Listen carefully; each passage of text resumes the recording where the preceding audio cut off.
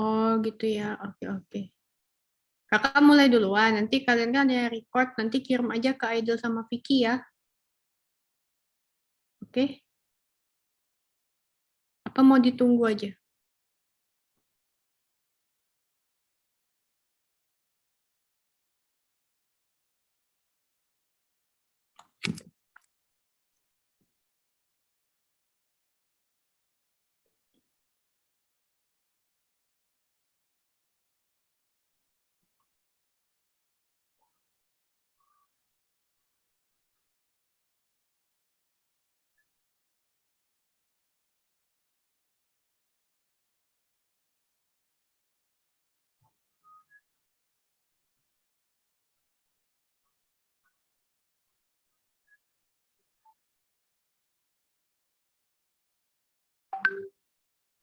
Udah.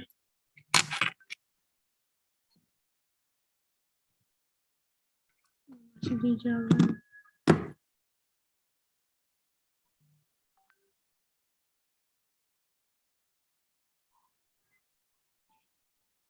Oh, Dona juga belum.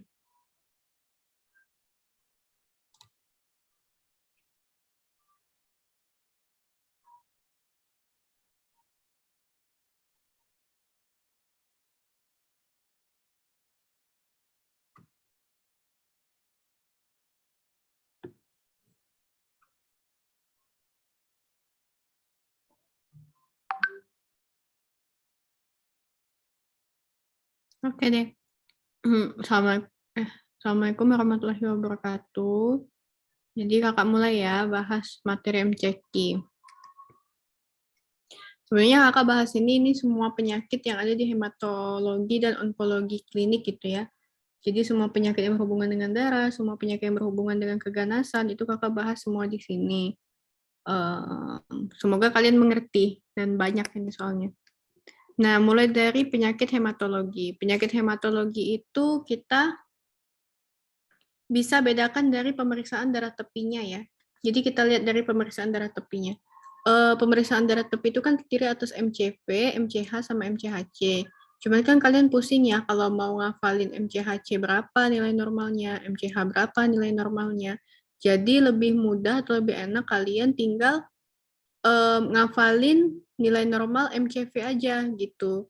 Nilai normal MCV itu adalah 80 sampai 100 gitu ya. Jadi kalau kurang dari 80 namanya anemia mikrositik, 80 sampai 100 itu anemia normositik, dan lebih dari 100 itu anemia makrositik.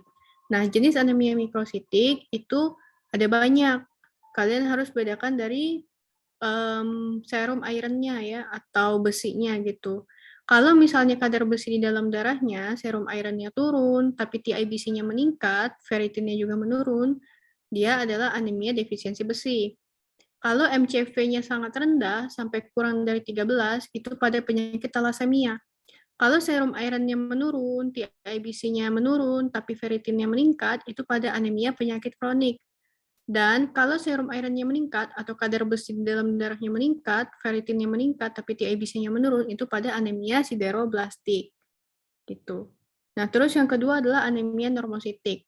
Anemia normositik itu kita bisa lihat dari retikulositnya. Kalau retikulositnya kurang dari 2% atau hipoproliferatif, itu penyakit yang kemungkinan kena adalah leukemia, anemia aplastik, sama puret cell aplasia. Kalau kadar retikulositnya lebih dari 2% dengan MCV-nya 80-100, itu berarti ada peningkatan proliferasi atau peningkatan produksi dari retikulosit. Contohnya apa? Contohnya pada perdarahan dan juga anemia hemolitik. Kemudian yang ketiga, pada MCV lebih dari 100. Ini lebih dari 100 ya.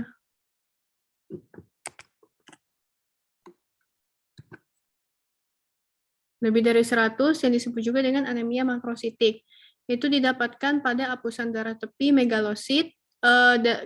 Kalau kalian dapat kasus MCV-nya lebih dari 100, terus didapatkan apusan darah tepinya ada megalosit, kalau dia megaloblastik, gambaran megalositnya berarti dia anemia defisiensi B12 atau anemia defisiensi asam folat.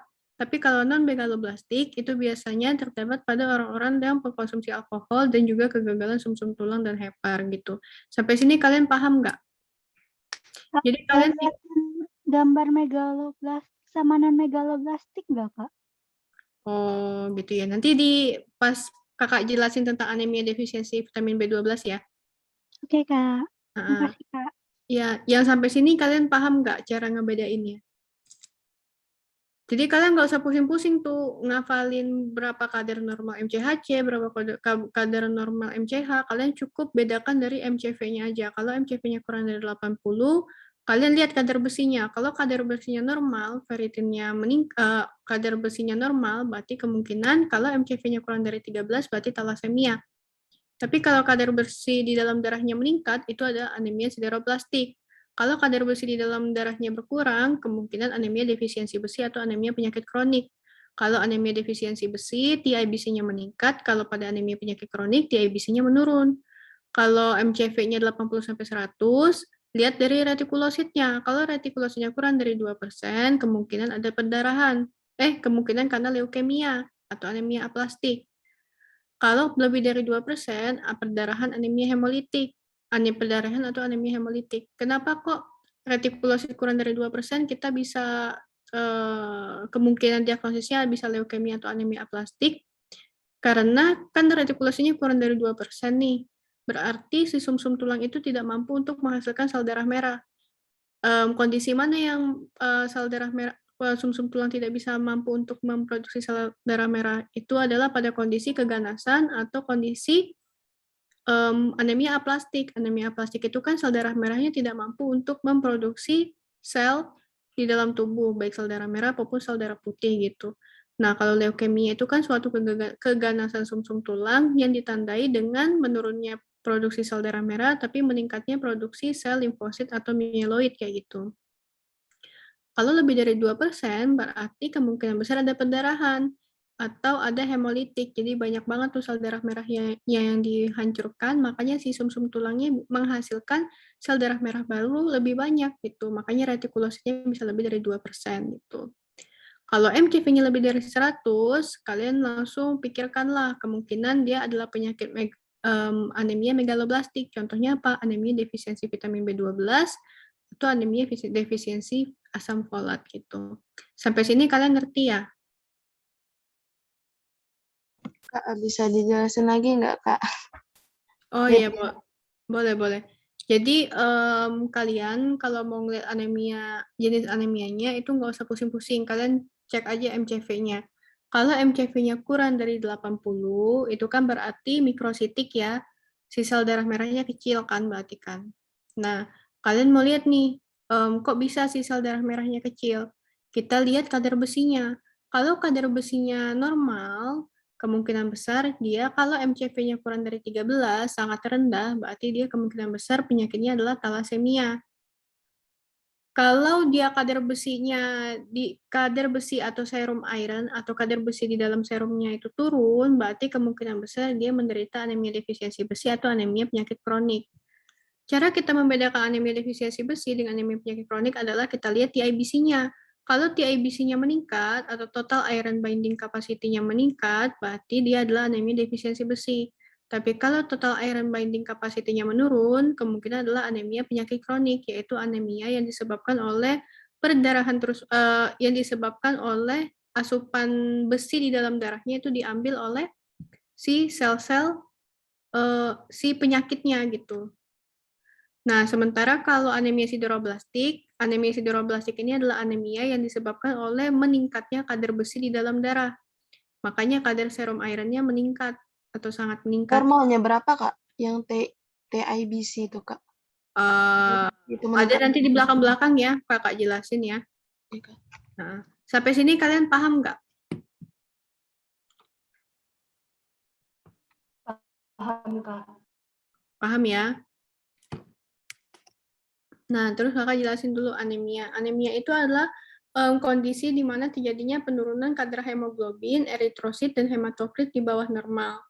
Klasifikasinya ini ya, kalau anemia disebut anemia sedang itu apabila HB-nya kurang dari 10. Dan disebut anemia berat apabila kadar HB-nya kurang dari 7. Ya ampun, banyaknya kakak tipe ya. Oke deh, agak-agak kirim yang baru ya.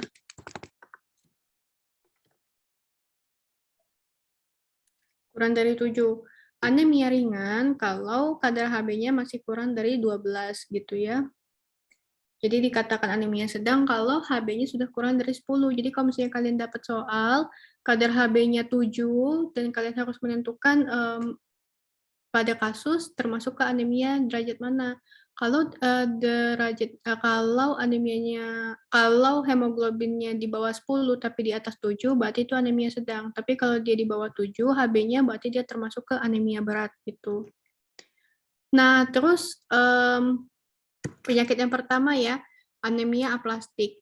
Namanya aja aplastik, artinya kegagalan sumsum tulang untuk menghasilkan sel darah, baik itu sel darah merah maupun sel darah putih. Akibatnya sel darah merahnya tidak terbentuk, sel darah putihnya juga tidak terbentuk ya, sehingga menimbulkan manifestasi klinik berupa pansitopenia, yaitu eritrositnya menurun, Hb-nya menurun, leukositnya menurun, dan trombositnya juga menurun gitu. Jadi semua sel-sel yang dihasilkan oleh sumsum tulang itu menurun semua. Ini definisinya ya, kelainan hematologi dengan manifestasi klinik berupa pansitopenia, yaitu eritrositnya berkurang, trombositnya berkurang, dan juga leukositnya berkurang yang disebabkan oleh kegangguan di sumsum tulang sehingga tidak mampu untuk menghasilkan sel darah. Dan dari hasil pemeriksaan biopsi sumsum tulang dapat ditemukan adanya hiposeluler sumsum tulang. Hiposeluler itu artinya sel di dalam sumsum tulang itu sangat sedikit atau hipo gitu ya. Nah, klasifikasi anemia aplastik itu ada 3. Anemia aplastik itu ada anemia aplastik tidak berat, anemia aplastik berat, dan anemia aplastik sangat berat. Cara kita membedakannya adalah anemia aplastik. Kalian hafalin aja kriteria diagnosis anemia aplastik berat. Pada anemia aplastik berat, itu ada hiposeluler. Jadi dari hasil pemeriksaan biopsi sumsum tulangnya ditemukan gambaran hiposeluler kurang dari 25%, granulosit kurang dari 500, trombosit kurang dari 20.000, dan retikulosit kurang dari 1%. Kalau ada 2 dari 4 ini, berarti dia termasuk ke anemia aplastik berat. Kalau tidak ada semuanya, berarti dia termasuk anemia aplastik yang tidak berat. Kalau keempat ini ada, disertai dengan neutrofilnya kurang dari 200, berarti dia masuk ke anemia aplastik sangat berat kayak gitu. Jadi kalian hafalin aja yang ini. Gitu ya. Nah, manifestasi klinisnya apa? Karena sumsum tulangnya gagal untuk membentuk sel darah, otomatis sel darah merah tidak terbentuk, sel darah putih tidak terbentuk, trombosit pun tidak terbentuk. Makanya pasiennya akan merasakan lemah dan lesu. Lemah dan lesu ini terjadi karena anemia atau penurunan kadar eritrosit dan hemoglobin di dalam darah gitu ya. Kemudian perdarahan. Perdarahan ini terjadi akibat trombositopenianya berupa epistaksis atau mimisan, peteki atau timbulnya bintik-bintik merah di sekujur tubuh, perdarahan vagina kalau pada wanita dewasa, dan ekimosis. Ada demam dan menggigil. Kenapa? Karena kadar leukositnya berkurang, sehingga apabila terpapar bakteri, si tubuh tidak mampu untuk melawan bakteri tersebut karena sel darah putih yang dihasilkan berkurang. Makanya orang yang dengan anemia aplastik itu lebih mudah untuk mengalami infeksi. Yang kemudian adanya konjungtiva anemis dan tidak ada organomegali ya, tidak ada splenomegali dan tidak ada hepatomegali. Ini merupakan tanda-tanda bahwa dia adalah anemia aplastik. Kalau dia ada organomegali, kita harus curiga dia leukemia gitu ya. Etiologinya apa? Bisa karena infeksi virus. Ingat yang kakak bilang, penyebab kanker terbanyak yang disebabkan oleh infeksi virus itu adalah disebabkan oleh infeksi Epstein-Barr virus gitu. Walaupun hepatitis dan varicella juga bisa. Yang kedua, paparan radiasi. Yang ketiga adalah pernah ditransfusi darah sebelumnya. Nah, patofisiologinya ini kalian sudah paham semua ya, karena sudah ada di skenario. Jadi produksi stem sel hematopoietik menurun, sehingga produksi sel progenitor mieloid dan progenitor limfoid juga menurun. Makanya sel progenitor mieloid dan progenitor limfoid tidak mampu untuk menghasilkan sel-sel darah merah dan sel-sel darah putih, sehingga terjadilah anemia aplastik. Karena adanya penurunan produksi platelet, trombosit menurun, terjadi gangguan hemostasis primer, maka terjadi pembentukan plak platelet saat terjadi kerusakan sel endotel pembuluh darah, sehingga terjadilah pendarahan mukokutaneius. Yang kedua, penurunan produksi leukosit menyebabkan sistem imunospesifik dan fagositosis berkurang, sehingga terjadilah peningkatan resiko infeksi bakteri, dan pasiennya bisa timbul demam kalau terjadi infeksi bakteri. Terus yang selanjutnya adalah penurunan produksi eritrosit. Produksi hemoglobin berkurang, produksi eritrosit berkurang, otomatis terjadi penurunan kadar oksigen yang dibawa ke seluruh tubuh. Makanya pasiennya bisa timbul rasa lemas yang juga disertai dengan takikardi. Takikardi ini merupakan respon tubuh untuk meningkatkan suplai darah dan oksigen ke seluruh tubuh gitu. Nah, kemudian diagnosisnya adalah bisa kita lakukan aspirasi biopsi sumsum tulang. Dari hasil pemeriksaan aspirasi biopsinya bakal ditemukan adanya gambaran hiposeluler sumsum tulang, yaitu sumsum tulangnya tidak ada sel-sel darah merah, darah putih maupun trombositnya gitu. Jadi cuma berisi sel lemak aja dan sel hematopoietiknya sangat sedikit. Kemudian yang kedua, kita lihat dari hasil pemeriksaan darah tepi. Kalau ditemukan adanya pansitopenia, yaitu Hb trombosit leukositnya menurun, maka kita harus curiga ke anemia aplastik, apalagi ditambah dengan tidak adanya pembesaran hepar maupun pembesaran spleen, maka kita curiganya ke anemia aplastik. Nah, juga dari hasil pemeriksaan darah tepinya itu eritrositnya didapatkan gambaran normokrom normositer ya. Jadi MCV-nya 80-100 gitu. Kemudian yang ketiga, dari hasil pemeriksaan serologi virus ya bisa ditentukan apa etiologinya atau penyebabnya ya, apakah disebabkan oleh infeksi atau tidak. Tapi biasanya itu disebabkan oleh radiasi. Contohnya pada skenario kita waktu itu disebabkan oleh radiasi bensin gitu ya. Terus yang keempat bisa juga dilakukan pemeriksaan MRI. Yang tata laksananya, karena dia ada timbul perdarahan, maka kita bisa lakukan transfusi PRC sesuai kebutuhan. Satu kantong PRC atau packed red cell itu bisa meningkatkan Hb hingga 3 gram per desiliter. Jadi kalau misalnya dia Hb-nya 7, kita mau naikin jadi 11, jadi 10 gitu ya, kita kasih satu kantong aja. Karena kan 7,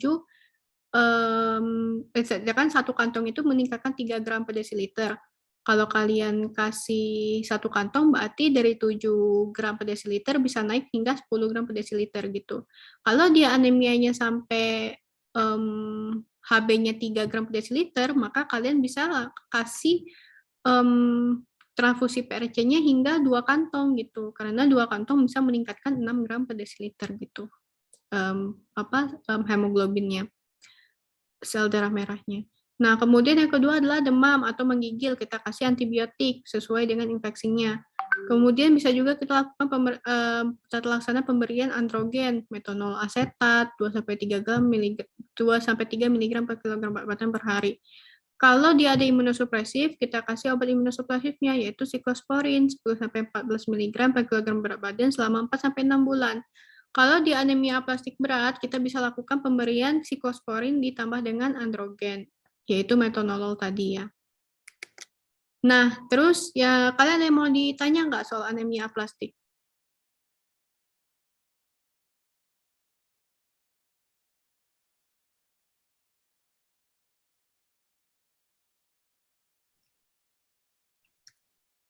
Ada yang mau ditanya? Ya? Yang androgen tadi itu hormon Kak ya? Iya, hormon androgen. Kenapa Kak ditambah? Maksud mana tuh androgen tuh untuk apa Kak di situ Kak? Untuk meningkatkan proliferasi selnya, kan anemia aplastik itu kan terjadi akibat si sel mieloidnya, si sel hematopoietiknya tidak mampu untuk memproliferasi sel, kan tidak mampu untuk membentuk sel darah merah, sel darah putih, dan trombosit gitu. Nah, fungsi dikasih androgen itu yang untuk meningkatkan si proliferasi sel-sel yang gagal terbentuk tadi gitu. Oke Kak, makasih Kak. Iya, ada lagi yang mau ditanya?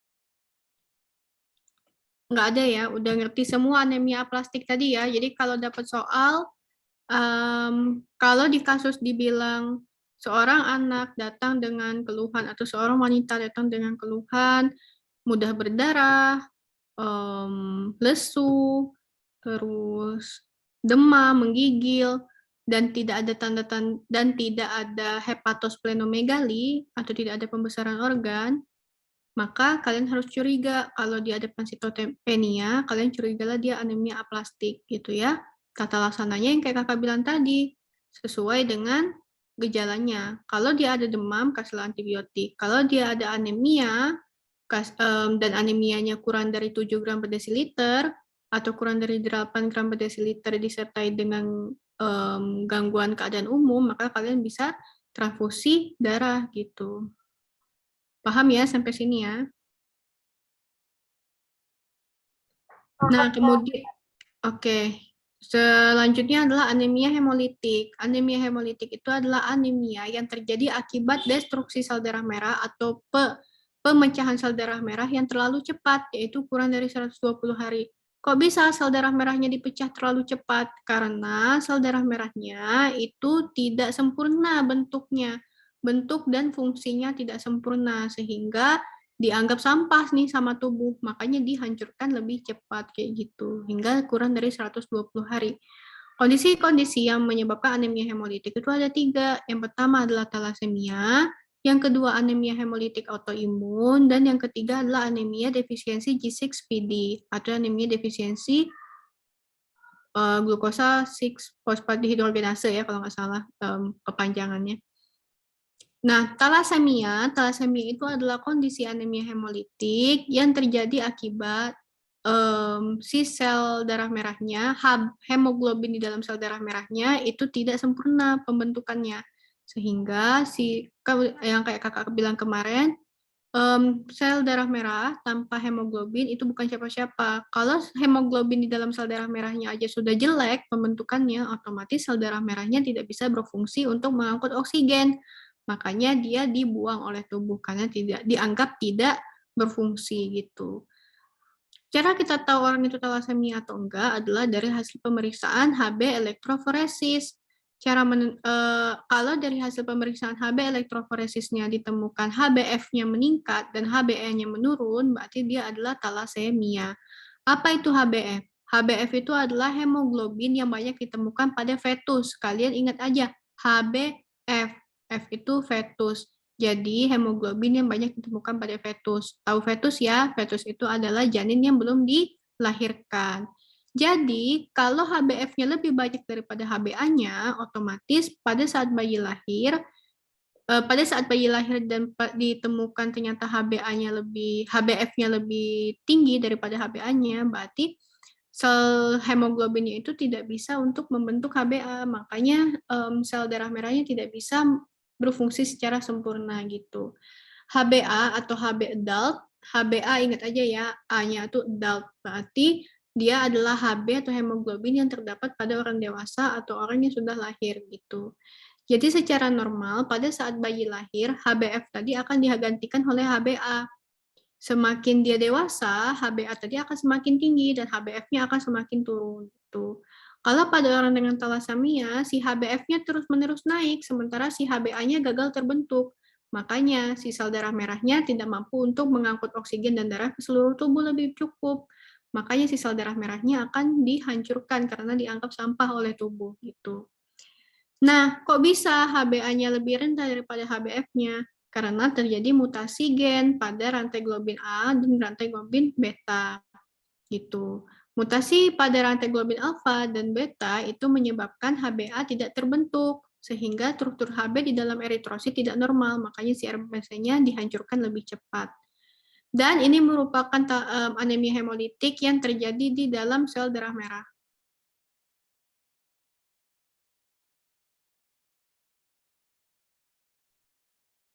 Nah, terus masih sama kalian, Dek?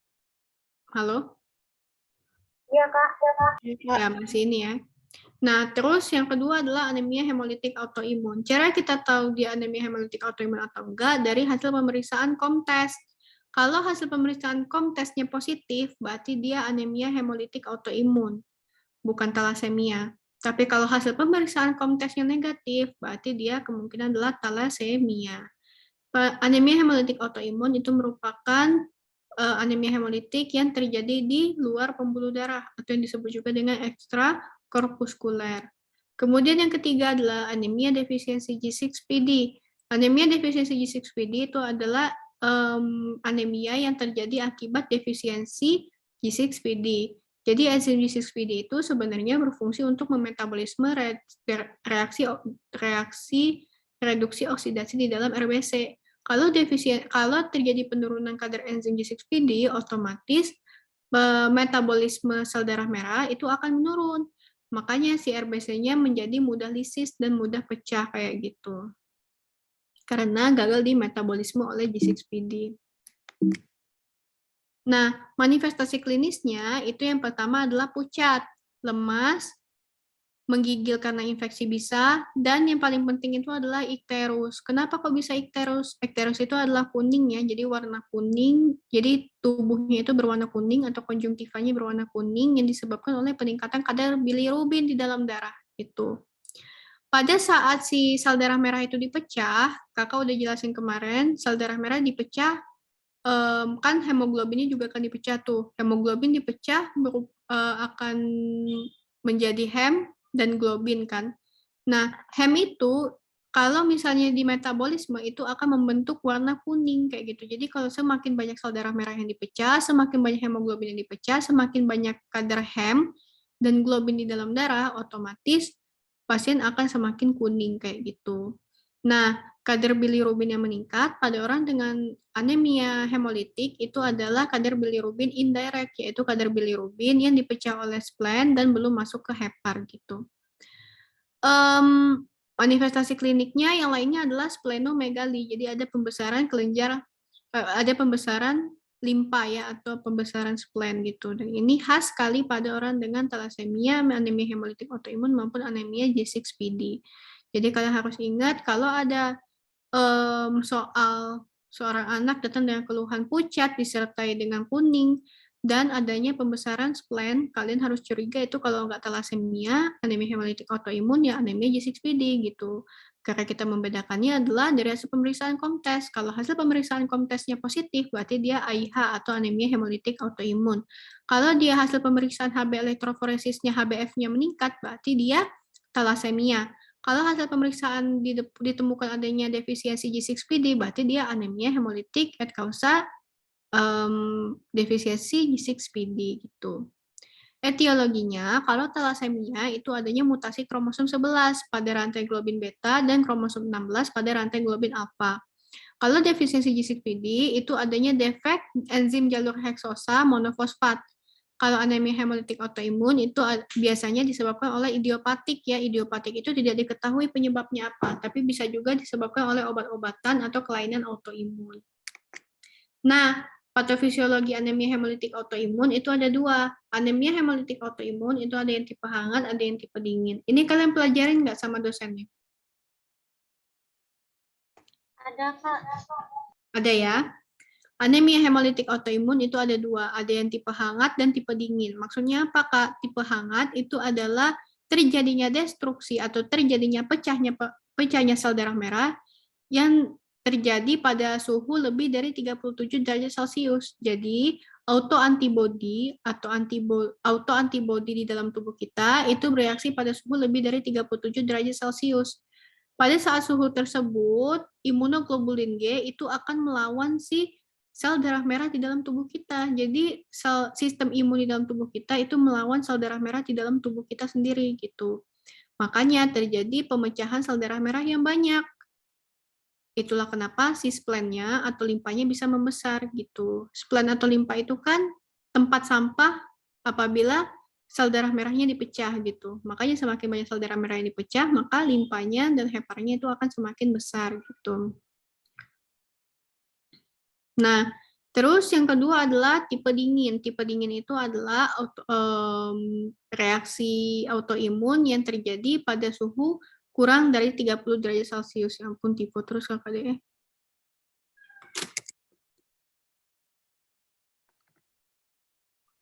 kurang dari 30 derajat Celcius ya. Ini pada reaksi pada suhu tubuh kurang dari 30 derajat Celcius, si antibodi yang ada di dalam tubuh kita itu akan melawan sel darah merah kita sendiri. Nah, itulah kenapa terjadi lisis sel darah merah sehingga terjadilah aglutinasi sel darah merah, yaitu.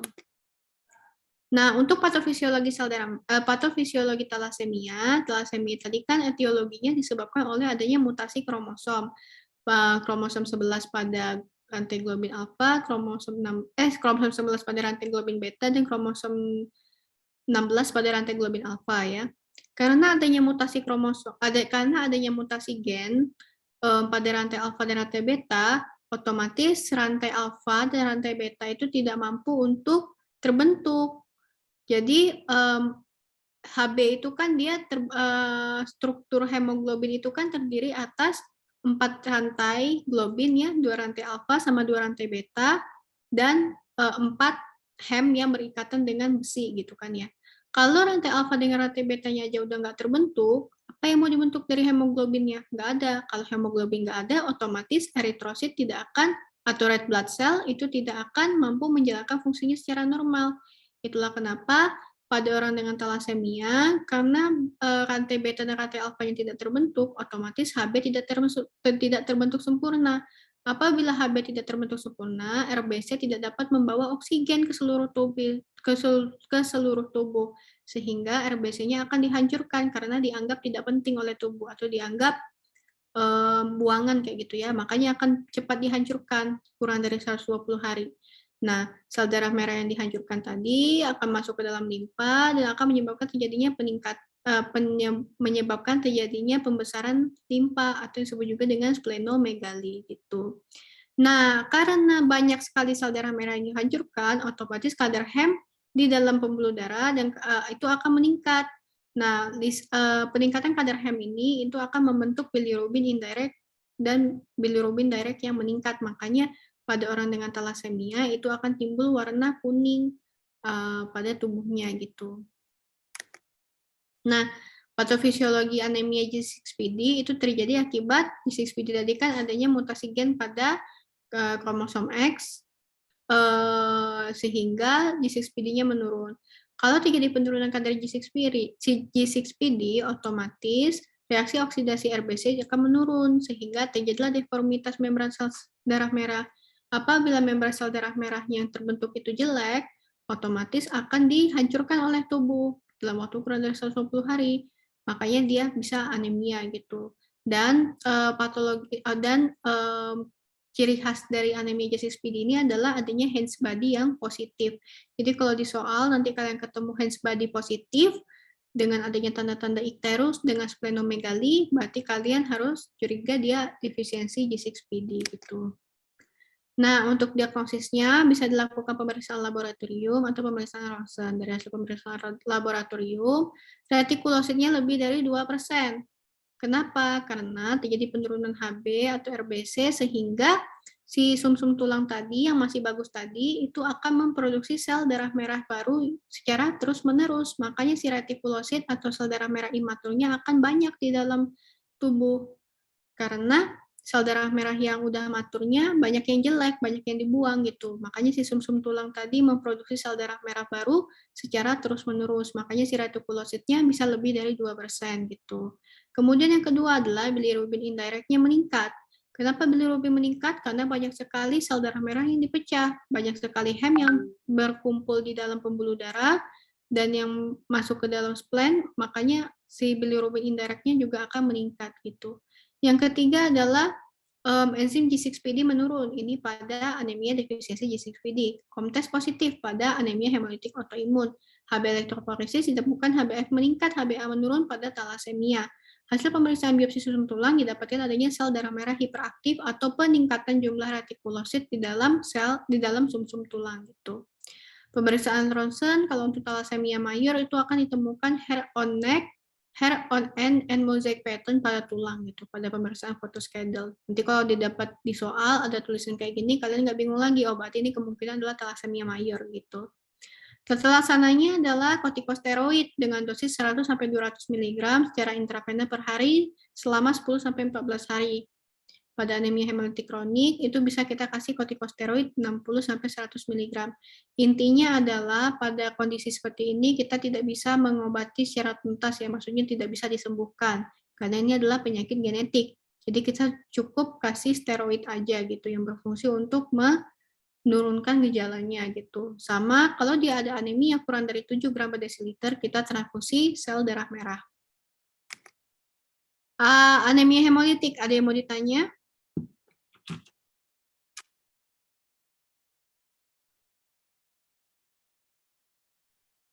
Anemia hemolitik, ada yang mau ditanya?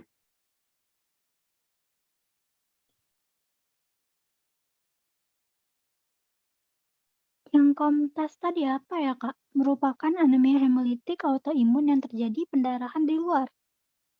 Hah, maksudnya? Nggak tahu. Yang ini, Kak.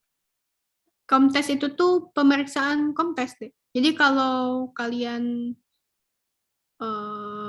misalnya dapat pasien ikterus dengan splennya besar ya atau splenomegali, kalian curiga dia thalassemia atau anemia hemolitik, kalian cek COMTES-nya. Kalau COMTES-nya positif, berarti anemia hemolitik autoimun. Tapi kalau COMTES-nya negatif, berarti thalassemia gitu.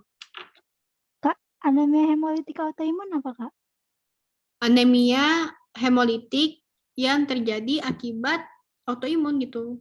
Ngerti kan autoimun? Autoimun itu adalah sel sistem imun tubuh kita melawan sel normal di dalam tubuh kita sendiri. Ya Kak. Dari tadi itu dengar pendarahan di luar gitu, Kak. Oh, ya. Bukan. Makasih, Kak. Iya, maaf ya. Yang lain ada yang mau nanya? Kak Sarah. Ya. Mungkin maksud Dea tuh yang perdarahan di luar tuh yang ekstramedular tadi kali, Kak. Oh, ekstrakorpuskuler tadi ya. Maksud dari intrakorpuskuler atau ekstrakorpuskuler itu adalah kalau ekstrakorpuskuler itu si sel darah merahnya dihancurkan di luar pembuluh darah. Intrakorpuskuler sel darah merahnya dihancurkan di dalam pembuluh darah gitu. Jadi kalau di luar pembuluh darah dihancurkannya ya di organ reticuloendothelial system, yaitu organ limpa atau organ hepar gitu. Ngerti tidak?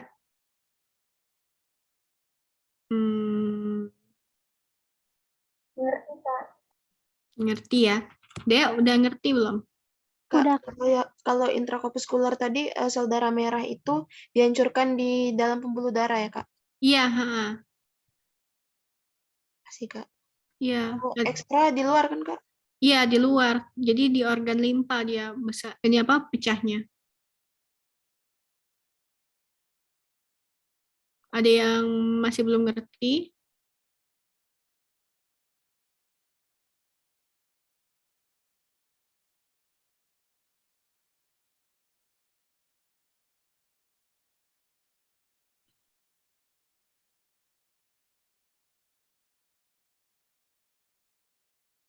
Udah semua kali, Kak. Udah ya. Kalau ada yang masih belum ngerti, bilang ya. Nanti baca-baca lagi nggak apa-apa. Kemudian adalah anemia defisiensi besi. Anemia defisiensi besi adalah jenis anemia hipokromikrositer ya. Anemia yang disebabkan oleh kelainan atau kekurangan metabolisme besi gitu ya. Udah paham semua ini ya. Jadi manifestasi klinisnya yang pertama ada glositis. Glositis itu adalah lidahnya memerah dan permukaan lidahnya menjadi licin. Terjadi akibat adanya defisiensi besi di dalam tubuh. Yang kedua, pika. Pika ini adalah kecenderungan seseorang untuk makan makanan selain makanan yang normal gitu. Contohnya makan seng, atau makan cat, atau makan kapur gitu ya. Yang ketiga adalah koilonikia. Koilonikia itu adalah kuku sendok, lemah, letih, lesu lunglai, dan adanya cheilitis angularis. Cheilitis angularis itu tuh luka di bagian sudut bibir ini ya. Gitu. Jadi kalau misalnya nanti kalian dapat soal, seorang pasien datang dengan keluhan, pucat, lemas, letih, lesu lunglai, kita kasih pemeriksaan fisik, didapatkan glositis, dia juga suka makan kapur, terus dia kukunya menjadi kuku sendok gitu, berarti jawabannya adalah anemia defisiensi besi gitu ya. Kadar besi pada setiap jenis anemia ini berbeda-beda ya. Kalau pada anemia defisiensi besi, kadar besi di dalam ada ya. Ini serum iron. Duh, maaf ya deh. Banyak yang GAK ini. Kirim lagi. Serum iron di dalam tubuh itu berkurang. Serum iron itu maksudnya adalah besi yang ada di dalam serum. Sementara total iron binding capacity atau kapasitas besi di dalam tubuh untuk mengikat itu meningkat. Jadi kan kalau pada anemia defisiensi besi itu kan kadar besi di dalam tubuh itu kan berkurang. Otomatis tubuh sangat membutuhkan besi kan. Jadi besi yang disimpan di dalam sel itu akan dihabiskan, besi yang disimpan di dalam plasma juga akan dihabiskan, dan kalau ada satu besi yang tertinggal di dalam tubuh kita, itu dia kapasitas ikatnya akan banyak gitu, karena nggak ada besi lain selain dia gitu, yang bisa diandalkan gitu. Makanya si besi satu-satunya besi yang ada di dalam tubuh kita itu akan kapasitas ikatnya itu akan tinggi gitu. Makanya total iron binding capacity pada orang dengan anemia defisiensi besi itu sangat tinggi. Begitu. Sementara ferritin dengan serum ironnya berkurang. Kalau penyakit kronik, pada penyakit kronik itu kan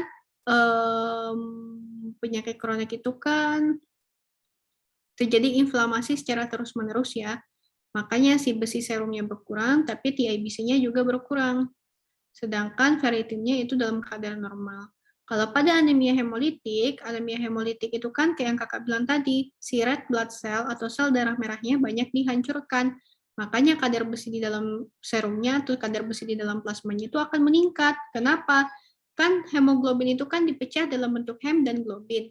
Hem itu kan ada besi di dalamnya. Jadi semakin banyak hemoglobin yang dipecah, semakin banyak juga kadar besi yang ada di dalam serum iron kita. Makanya kadar besi yang ada di dalam serum. Makanya si serum ironnya akan meningkat gitu.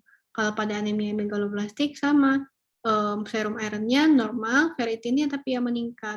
Kalau karena keracunan besi, namanya aja udah keracunan besi ya, otomatis besi di dalam serumnya akan sangat meningkat gitu.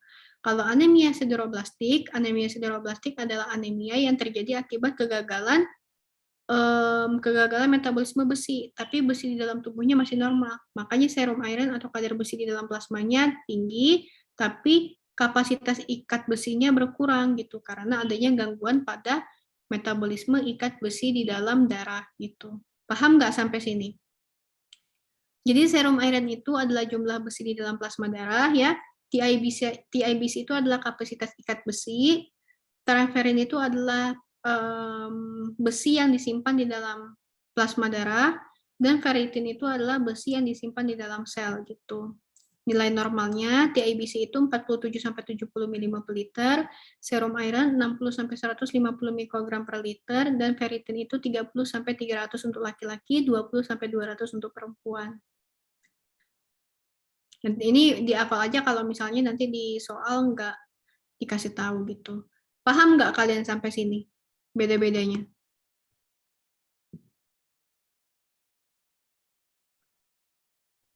Kak, tadi yang apa? Ferritin tadi besi yang disimpan di dalam sel ya, Kak? Iya, benar. Kalau transferin itu Kak, besi yang disimpan di dalam darah. Iya, benar. Ada lagi yang mau ditanya? Ada lagi yang masih belum ngerti?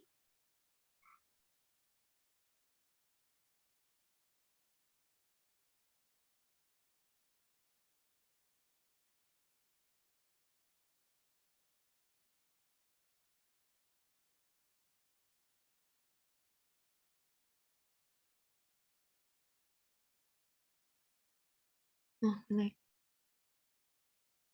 Ada? Kalau serum iron itu apa, Kak? Kadar besi di dalam darah yang tidak berikatan dengan transferin gitu. Oke, Kak. Nah. Paham sampai sini?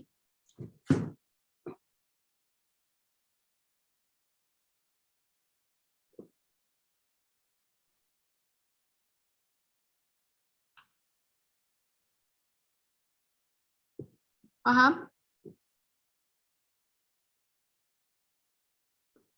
Oke, Kak, lanjut ya. Ada yang masih bingung nggak? Kak, nggak paham gitu.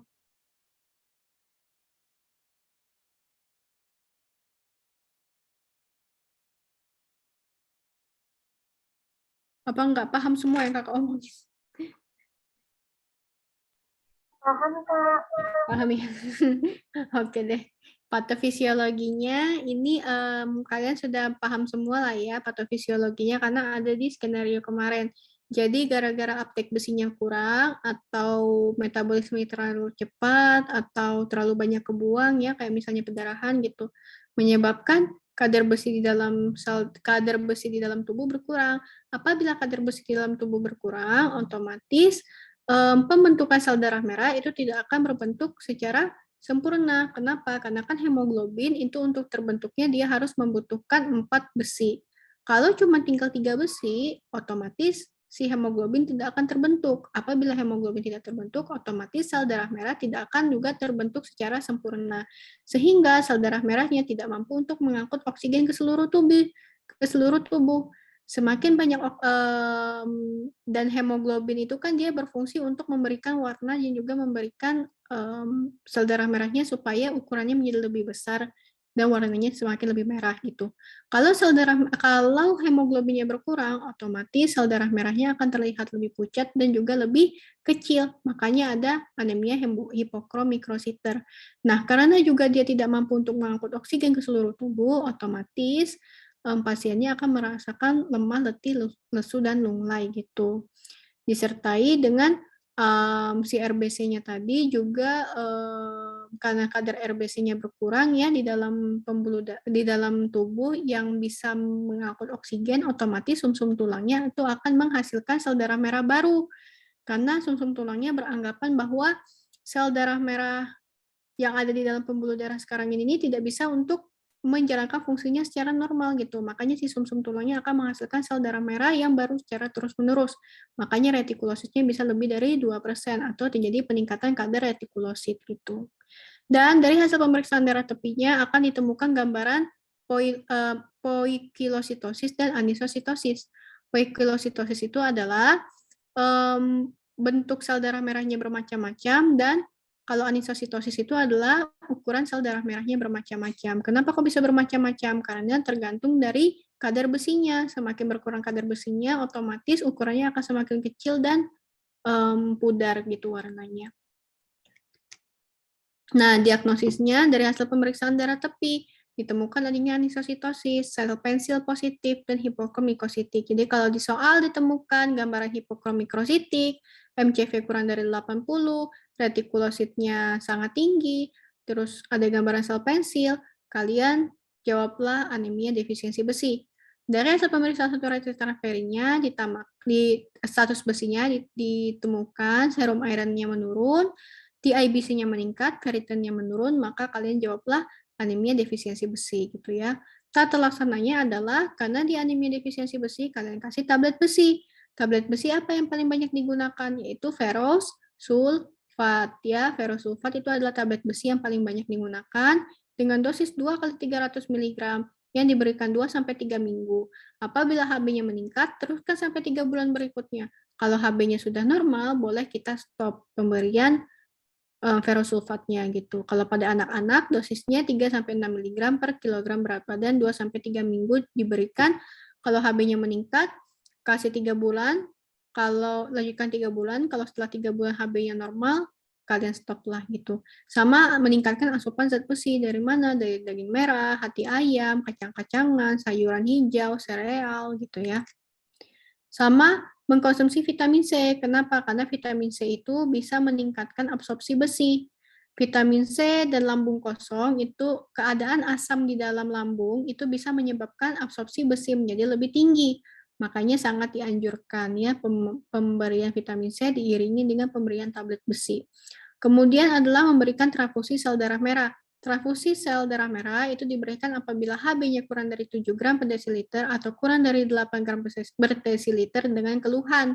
Keluhannya berupa lemah, letih, lesu, lunglai atau disertai dengan gejala shock kayak gitu. Baru kita kasih transfusi darah.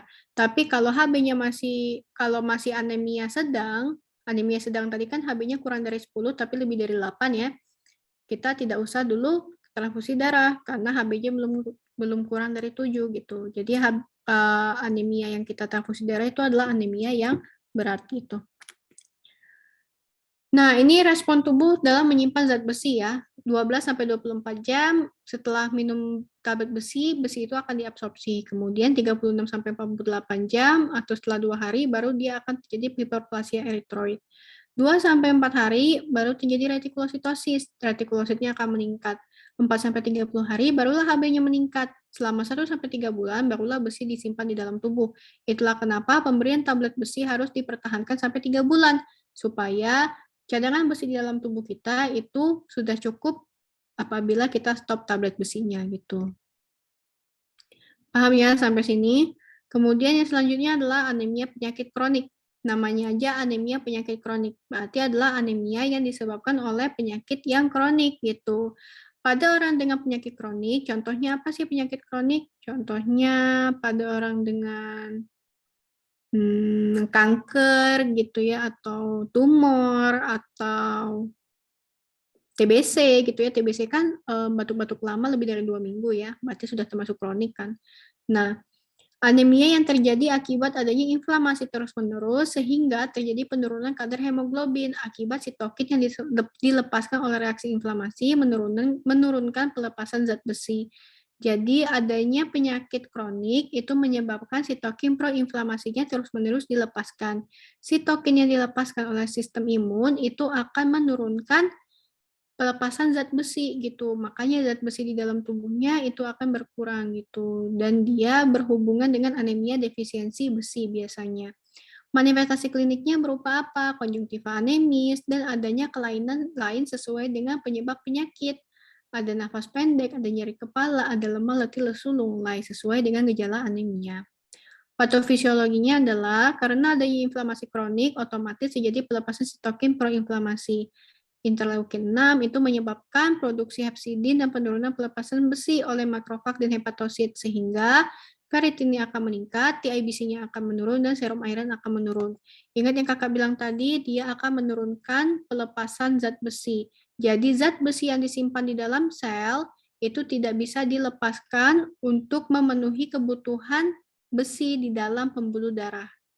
Makanya ferritinnya bisa meningkat gitu karena zat besi yang seharusnya dilepaskan di dalam sel untuk menjaga supaya si besi di dalam pembuluh darahnya itu tetap normal tidak bisa dilepaskan karena adanya penyakit kronik. Makanya si ferritinnya meningkat tapi TIBC-nya menurun dan serum iron-nya menurun gitu. Nah, terus interleukin 1 itu menyebabkan eritropoietin menurun, sehingga proses pembentukan eritrosit itu akan menurun. Makanya dia terjadi anemia. TNF-alpha itu menurunkan proliferasi progenitor sel eritroid, sehingga menyebabkan produksi sel darah merah juga berkurang gitu. Makanya dia jadi anemia pada orang dengan penyakit kronik gitu. Gold standarnya adalah dilakukan pemeriksaan biopsi dan aspirasi sumsum tulang. Kalau didapatkan kadar ferritinnya normal atau meningkat, berarti dia bukan anemia defisiensi besi, melainkan anemia penyakit kronik gitu. Jadi cara membedakan antara anemia penyakit kronik dengan anemia defisiensi besi adalah pada anemia defisiensi besi, serum iron menurun, ferritin menurun, TIBC meningkat. Kalau pada anemia penyakit kronik, serum iron-nya menurun, TIBC-nya menurun, tapi ferritinnya meningkat gitu. Itu cara membedakannya ya. Tata laksananya sama aja, terapi besi juga 60 mg per hari 2 kali sebelum makan, jadi 2 kali sehari sebelum makan. Terus agen eritropoiesis itu bisa diberikan untuk pasien kanker yang di kemoterapi, sama transfusi darah bila HB-nya kurang dari 7 ya, atau dengan gejala atau pada anemia yang berat gitu ya, baru dilakukan transfusi darah. Paham sampai sini ya anemia penyakit kronik? Boleh diulang tadi nggak Kak yang gold standar? Jadi pemeriksaan gold standar untuk anemia penyakit kronik itu adalah dilakukan pemeriksaan biopsi sumsum tulang. Jadi si sumsum tulangnya diaspirasi ya, dibiopsi, diambil. Kalau ternyata pas dilihat di dalam sumsum tulangnya itu banyak ferritinnya, berarti dia bukan anemia defisiensi besi gitu. Tapi kalau di dalam sumsum tulangnya ditemukan kadar ferritinnya berkurang, berarti dia anemia defisiensi besi gitu. Oke, makasih, Kak. Iya. Ada lagi yang mau ditanya?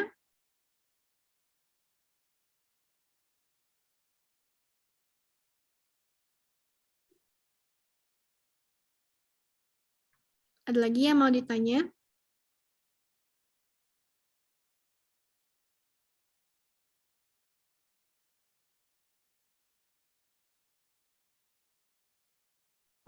Kak, jadi tergantung dari ferritinnya kan? Iya, benar. Kalau berkurang, jadi dia bukan defisiensi besi kan, Kak? No, terbalik. Kalau meningkat, dia Kalau berkurang, berarti anemia defisiensi besi. Kalau normal atau meningkat, berarti bukan anemia defisiensi besi. Curigalah anemia karena penyakit kronik gitu.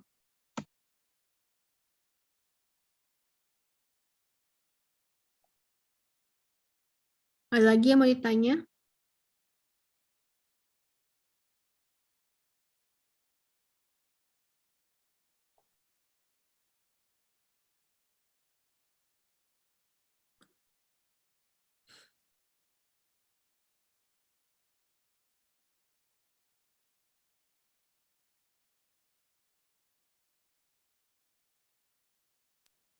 Ada Lanjut, lagi? Kak.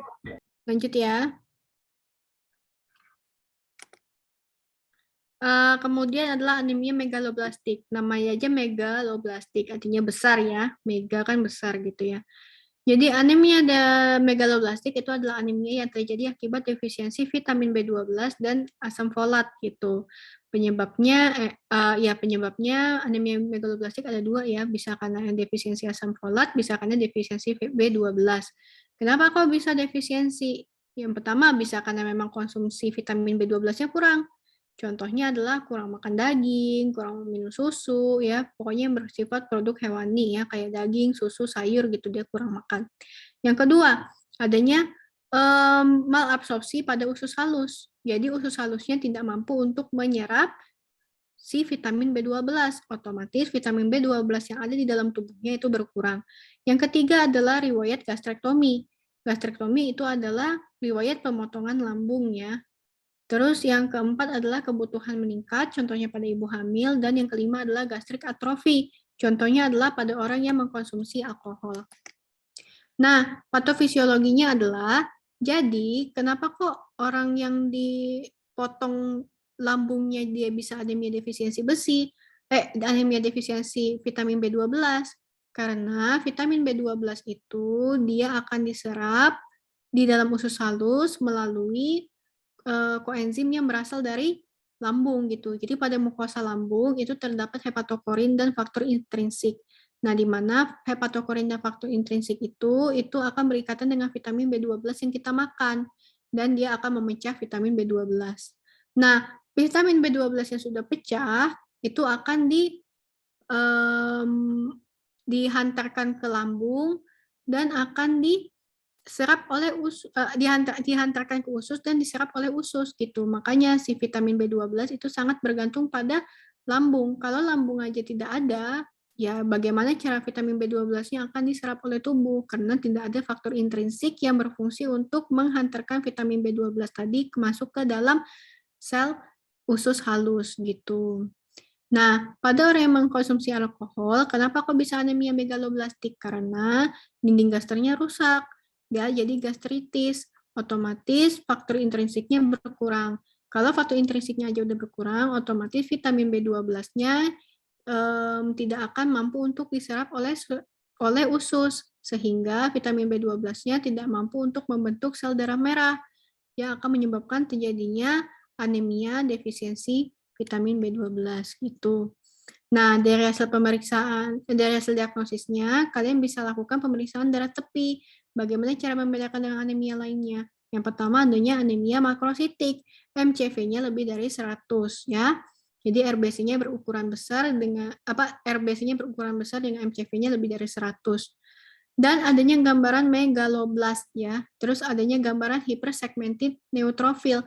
Jadi kalau di soal kalian ketemu pasien datang dengan keluhan pucat, terus hasil pemeriksaan labnya, hasil pemeriksaan darah tepi ditemukan adanya gambaran megaloblast dengan hypersegmented neutrophil, atau adanya gambaran RBC yang berukuran besar MCV lebih dari 100, berarti itu jawabannya adalah anemia defisiensi asam folat atau anemia defisiensi vitamin B12.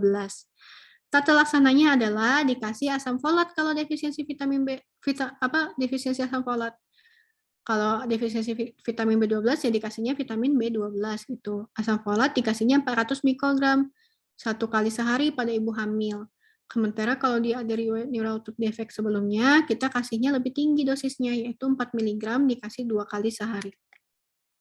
Nah, ini adalah macam-macam anemia defisiensi vitamin ya. Anemia yang disebabkan oleh defisiensi vitamin gitu ya. Ada banyak nih, ada asam folat. Asam folat itu dia bisa menyebabkan pembentukan red blood cell-nya berkurang karena asam folat itu dia berperan dalam sintesis purin, pirimidin, dan metion.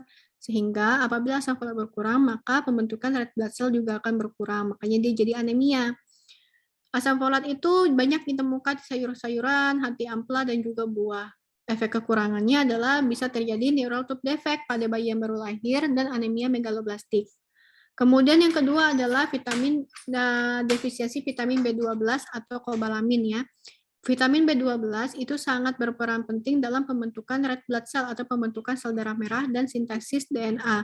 Makanya kalau vitamin B12-nya aja udah berkurang, otomatis sintesis pembentukan sel darah merah juga akan berkurang, sehingga akan terjadi anemia kayak gitu. Yang disebut juga dengan anemia megaloblastik. Efek kekurangan lainnya itu adalah gejala-gejala defisit neurologis.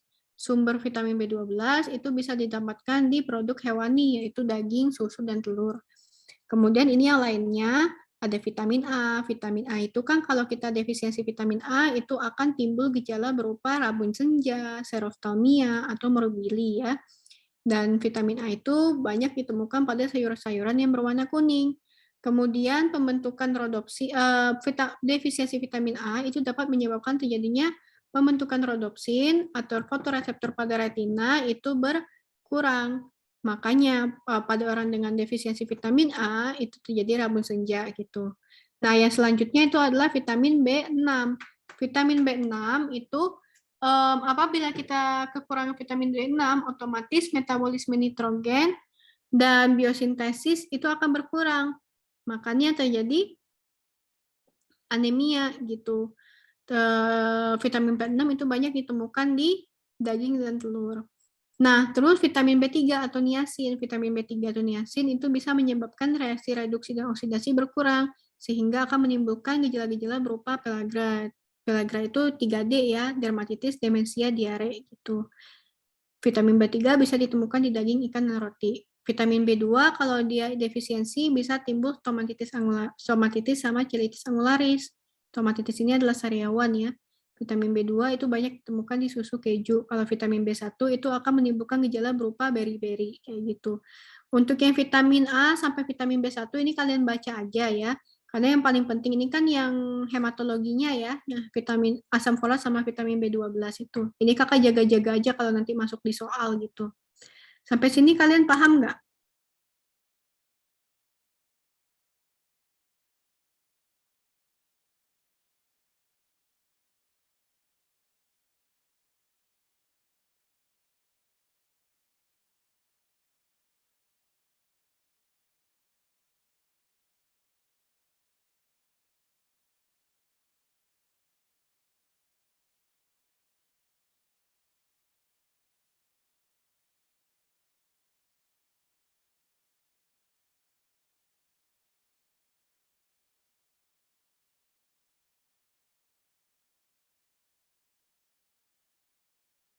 Ada yang mau ditanya?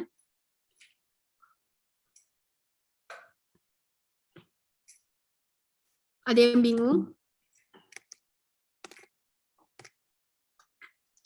Ada yang nggak ngerti nggak sama anemia megaloblastik?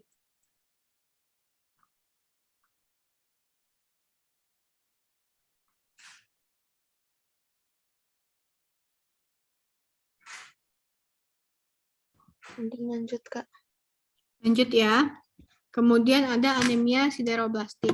Anemia sideroblastik ini adalah anemia hipokromikrosit yang terjadi akibat peningkatan zat besi saat pembentukan RBC tidak terjadi. Kayak gitu. Pengikatan zat besi saat pembentukan RBC tidak terjadi. Jadi zat besi di dalam tubuhnya normal, jumlahnya bagus, normal ya, tapi sintesis di dalam sel darah merahnya tidak terbentuk gitu, otomatis hemoglobinnya tidak bisa terbentuk.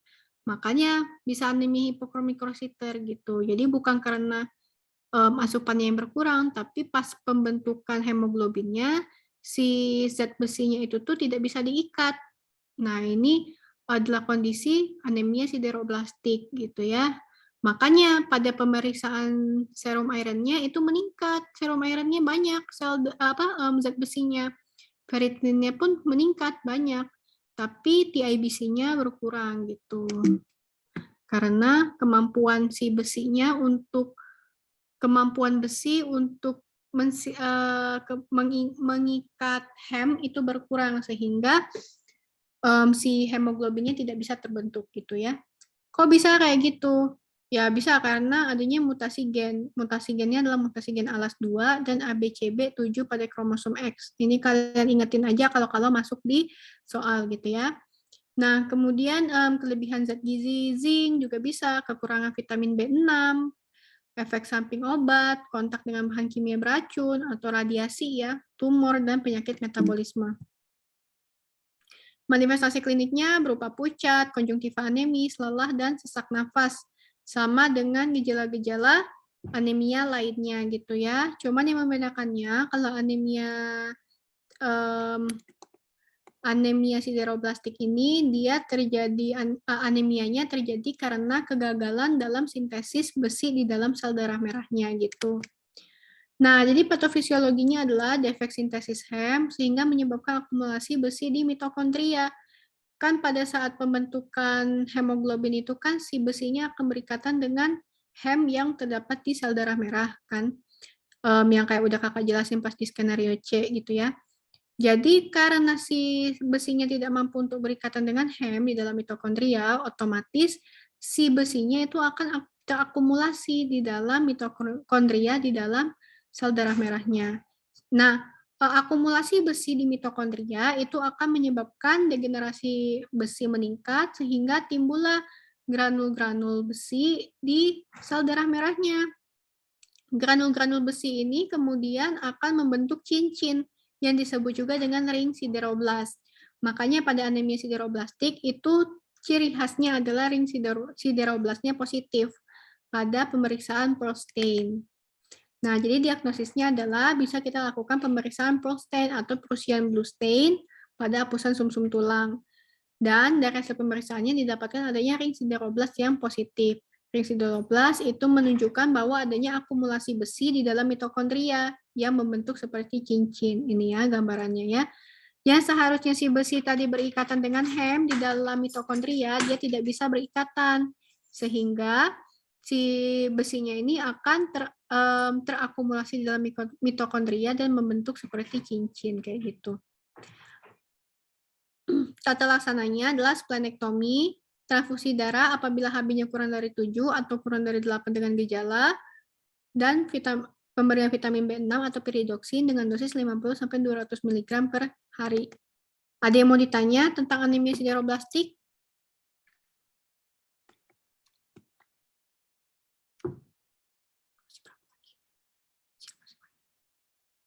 Ada yang mau ditanya?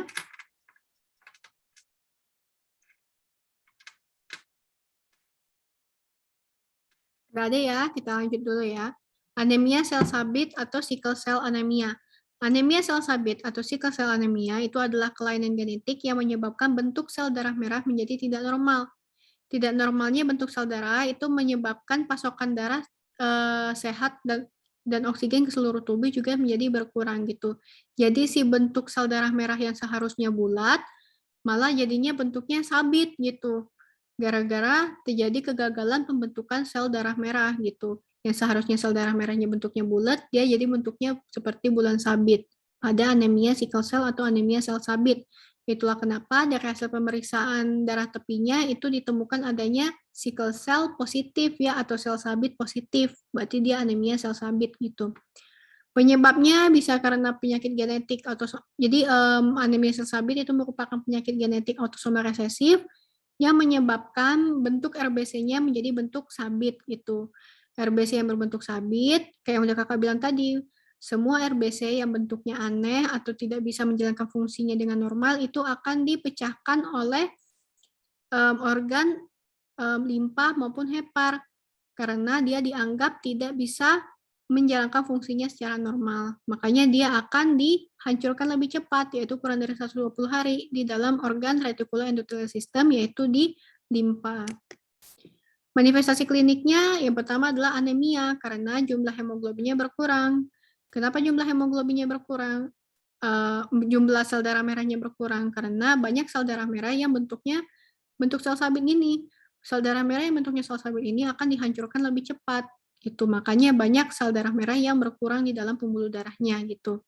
Yang kedua, bisa timbul gejala berupa pucat, pusing, jantung berdebar, adanya rasa nyeri yang dapat muncul di bagian tubuh seperti di dada, perut, dan sendi. Kenapa kok bisa timbul rasa nyeri? Ini kalian lihat gambar yang ini ya. Jadi sel darah merah itu kan bentuknya seperti bulan sabit ya, yang pada anemia sickle cell. Sel darah merah yang berbentuk seperti bulan sabit ini, dia akan menyebabkan oklusi atau akan menyebabkan sumbatan di pembuluh darah. Apabila terjadi sumbatan di pembuluh darah, itu akan menimbulkan gejala-gejala berupa nyeri yang sangat hebat, disertai dengan adanya pembengkakan pada tangan dan kaki apabila sumbatannya terjadi di vena gitu. Bisa juga terjadi infeksi ya. Kemudian patofisiologinya, karena adanya mutasi genetik, terjadi perubahan pembentukan red blood cell, akibatnya bentuk red blood cell tidak bulat, melainkan seperti bentuk sabit. Red blood cell yang membentuk sabit itu akan menyumbat pembuluh darah, sehingga akan menimbulkan gejala berupa sangat nyeri pada bagian-bagian tubuh. Dan sel darah merah yang membentuk sel sabit ini akan dihancurkan dalam waktu kurang dari 120 hari, sehingga dia akan menimbulkan gejala anemia gitu. Karena bisa menyebabkan penyumbatan pada pembuluh darah, dia akan menimbulkan gejala-gejala stroke juga gitu. Kan stroke itu terjadi akibat adanya penyumbatan pembuluh darah. Nah, kalau penyumbatan pembuluh darahnya terjadi akibat tumpukan dari sel darah merah yang berbentuk sabit ini, maka dia akan timbul gejala berupa stroke gitu. Diagnosisnya dilakukan dengan pemeriksaan hitung darah lengkap untuk mendeteksi kadar hemoglobin yang rendah ya. Jadi cek darah lengkapnya ditemukan hemoglobinnya rendah. Dari hasil pemeriksaan darah tepinya ditemukan sickle cell-nya positif. Dari tes kelarutan sel sabit ditemukan adanya HBS dan elektroforesis itu dilakukan untuk menentukan jenis anemia sel sabitnya gitu ya. Pokoknya yang paling khas itu adalah ditemukan adanya HBS, sickle cell-nya positif, dan hasil pemeriksaan darah lengkapnya ditemukan HB-nya rendah, eritrositnya rendah, maka kalian curigalah ke anemia sickle cell atau anemia sel sabit gitu. Tata laksananya adalah sebenarnya nggak ada tata laksana yang berfungsi untuk menyembuhkan ya, karena ini adalah penyakit genetik. Jadi tata laksananya adalah konsumsi obat pereda rasa nyeri kalau misalnya nyeri, mengompres bagian yang sakit kalau misalnya sakit, terus minum air putih yang banyak untuk mencegah terjadinya trombosis ya atau penyumbatan pembuluh darah akibat sel darah merah yang berbentuk sabit tadi. Minum antibiotik kalau ada infeksi. Dan yang paling efektif itu adalah transportasi sumsum tulang supaya sel darah merah yang terbentuk itu tidak berbentuk sel sabit lagi gitu.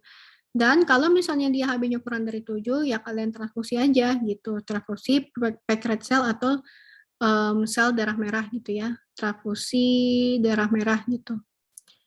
Kalau HB-nya kurang dari 7. Ada yang mau ditanya sampai sini? Kita mau masuk ke onkologi atau penyakit keganasan.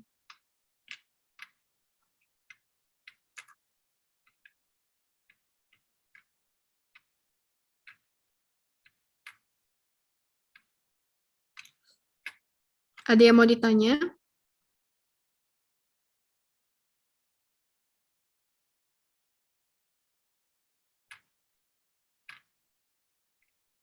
Ngerti nggak kalian sampai sini? Paham nggak?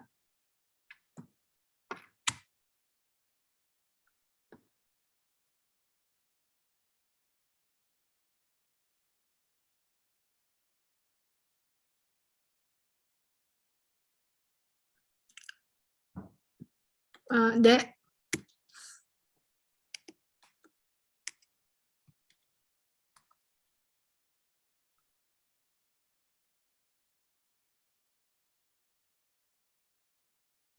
Paham nggak kalian sampai sini? Insya Allah. Oke. Allah, Kak.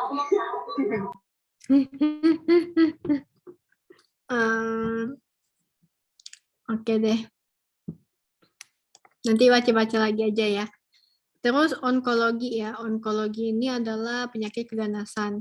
Keganasan pada hematologi itu ada banyak. Ada yang bersifat mieloproliferatif, limfoproliferatif, sama imunoproliferatif. Mieloproliferatif itu adalah keganasan sel darah merah yang berasal dari sel mieloid.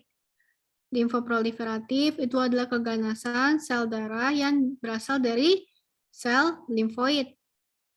Imunoproliferatif itu adalah keganasan sel darah yang berasal dari sel imun. Sel imun apa aja? Basofil, sinofil, neutrofil, monosit, limfosit gitu ya. Nah, mieloproliferatif contohnya adalah akut mieloblastik leukemia atau leukemia mieloblastik akut, yaitu peningkatan produksi sel mieloid. Nih, sel mieloidnya, megakariosit, eritrosit, mast cell, limfoblastnya meningkat.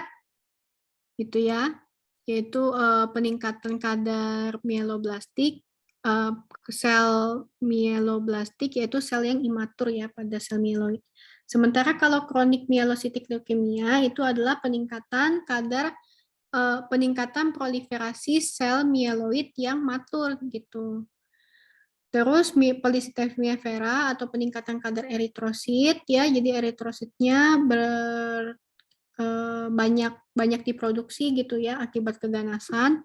Trombositemia esensial yaitu peningkatan produksi kadar trombosit, jadi trombositnya sangat tinggi di dalam tubuhnya. Akut limfoblastik leukemia yaitu peningkatan produksi sel limfoblas ya atau sel limfoid yang imatur. Kronik limfositik leukemia itu adalah peningkatan produksi sel limfosit yang matur. Limfoma itu adalah peningkatan produksi sel B yang matur. Imunoproliferatif itu berupa multiple myeloma, itu adalah multiple myeloma kakak nggak bahas sih sebenarnya. Ada nggak dosen kalian bahas tentang multiple myeloma? Kayaknya nggak ada ya. Nanti kita belajar yang leukemia, yang mieloproliferatif sama limfoproliferatif dulu. Yang pertama adalah leukemia. Leukemia ini banyak bacemnya, jadi kalian jangan tidur ya dengerin kakak. Kayaknya ini banyak masuk ke soal-soal soalnya kayaknya. Jadi leukemia itu adalah kanker darah akibat tubuh terlalu banyak memproduksi sel darah putih. Jadi sel darah putihnya itu banyak banget diproduksi. Itu disebut juga dengan leukemia. Leukemia dapat terjadi pada orang dewasa dan bisa juga terjadi pada anak-anak. Klasifikasinya leukemia itu ada leukemia akut sama leukemia kronik. Apa bedanya? Leukemia akut itu yang meningkat adalah sel yang imatur. Leukemia kronik yang meningkat adalah kayaknya ini kakak terbalik. Leukemia akut itu adalah leukemia di mana sel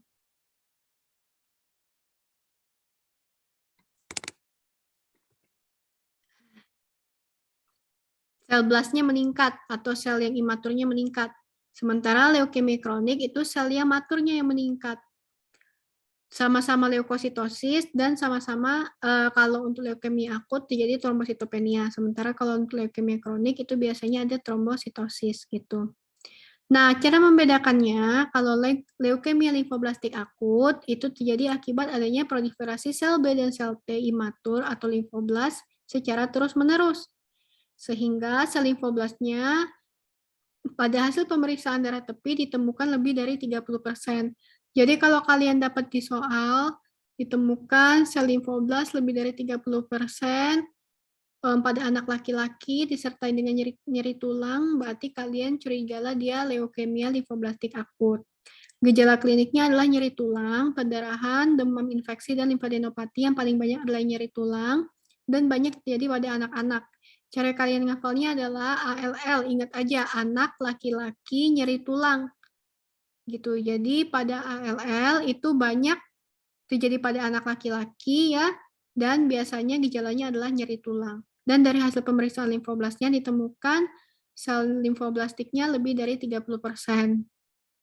Kemudian leukemia mieloblastik akut.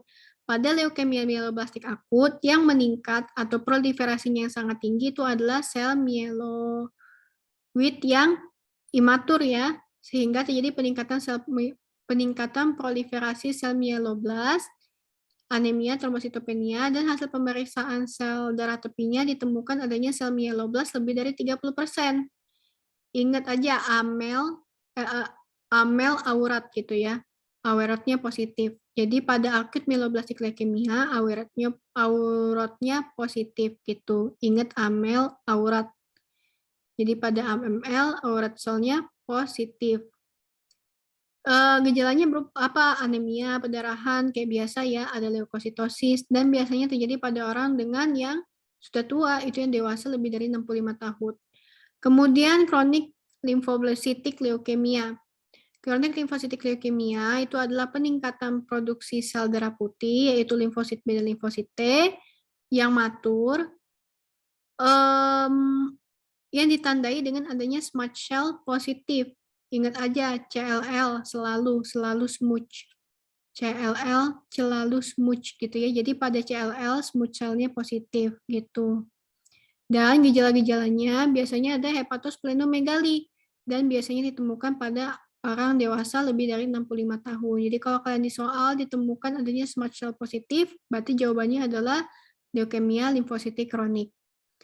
Terus leukemia mielositik kronik. Pada leukemia mielositik kronik yang meningkat adalah sel mieloid yang matur. Terjadi akibat adanya kromosom Philadelphia dengan jumlah sel darah putihnya lebih dari 200.000 sampai 1 juta. Gejalanya adalah splenomegali dan bisa terjadi pada usia 20 sampai 50 tahun.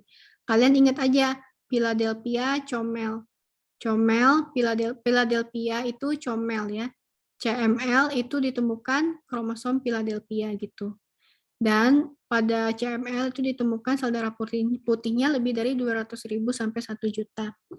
Etiologinya adalah memiliki anggota keluarga yang pernah menderita leukemia, karena ini merupakan penyakit genetik ya, menderita kelainan genetik, contohnya kayak Down syndrome, menderita kelainan darah, contohnya pada sindrom myelodysplasia, memiliki kebiasaan merokok, terus dia juga pernah menjalani pengobatan kanker, atau dia pernah terpapar bahan-bahan radiasi, bensin gitu ya, itu bisa menyebabkan terjadinya leukemia. Patofisiologinya, kalau AML itu terjadi mutasi genetik akibat paparan bahan kimia, sehingga terjadilah peningkatan proliferasi sel mieloblast, yaitu sel mieloid yang imatur. Makanya aerosolnya bisa positif gitu ya, AML. Pada CML kronik, berarti yang meningkat adalah sel yang matur. Kalian ingat aja, kalau akut itu yang meningkat adalah sel yang imatur. Kalau kronik yang meningkat adalah sel yang matur gitu. Jadi kalau pada AML itu kan akut mieloblastik leukemia. Berarti yang meningkat adalah sel yang imatur. Kalau pada kronik CML atau CLL yang meningkat adalah yang sel maturnya gitu. CML berarti yang meningkat adalah sel yang matur karena dia kronik gitu. Peningkatan proliferasi sel mielosit yang terjadi akibat adanya mutasi kromosom Philadelphia. Kalau akut limfoblastik leukemia, karena dia akut, berarti yang meningkat adalah sel blastnya atau sel yang imatur gitu. Makanya dari hasil pemeriksaannya ditemukan sel limfoblastiknya lebih dari 30%.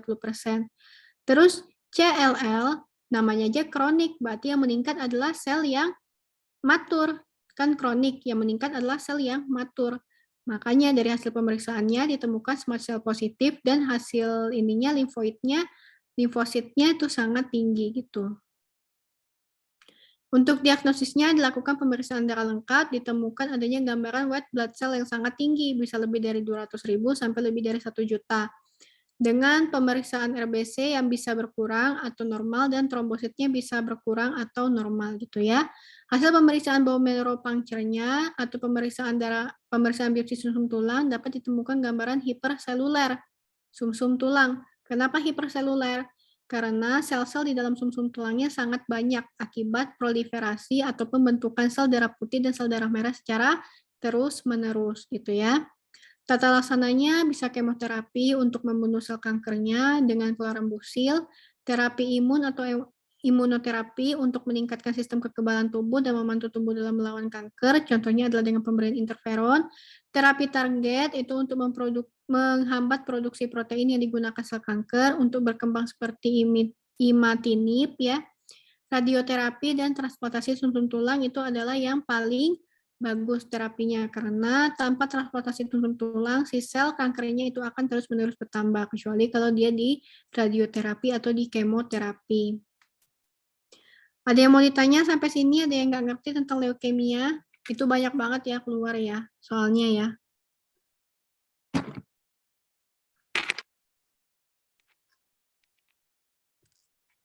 Kayaknya ada yang tidur kalian nih. Tidak, Kak. Aman, Kak. Aman, Kak. Semangat, Kak Sarah. Iya. Maci loh. Kalian ngerti nggak? Kalau kalian ngerti aku semangat. Ngerti dong. Ngerti ya? Ngerti nggak? Ngerti nggak? Ada yang nggak paham?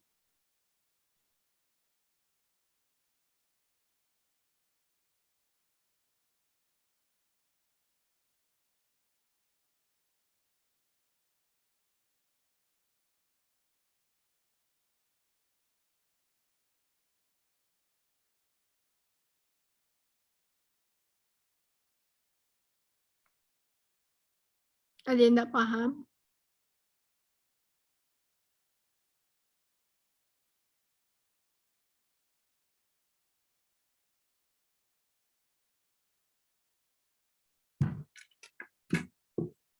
Ya, nggak paham. Kakak lanjut ya.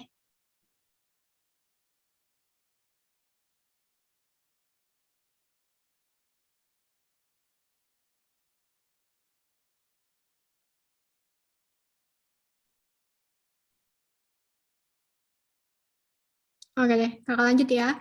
Polycythemia vera. Tahu kan ya kalian polycythemia vera apa coba? Coba dong kalian jelasin ke kakak. Hehe.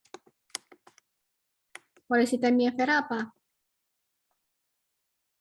Ada yang tahu? Kak, Ya? peningkatan jumlah eritrosit yang berlebihan nggak? Yeay, benar-benar. 100 buat mana atau Manda? Salah. Ya, benar ya. Benar sekali. Jadi polycythemia vera itu adalah kondisi ketika jumlah sel darah merah di dalam tubuh itu terlalu banyak, ya. Jadi sel darah merahnya sangat banyak di dalam tubuh.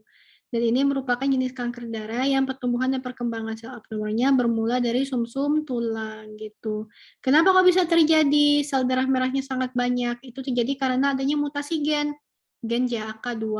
Jadi gen JAK2 itu dia berperan dalam mengontrol produksi protein yang membantu untuk membentuk sel darah merah. Semakin dengan adanya mutasi gen tersebut, maka si sel darah merahnya semakin banyak dibentuk gitu ya. Manifestasi kliniknya berupa gatal-gatal, terutama setelah mandi air hangat ya. Jadi kalau misalnya kalian habis mandi air hangat terus kalian gatal-gatal, kalian harus curiga kalau kalian polycythemia vera ya.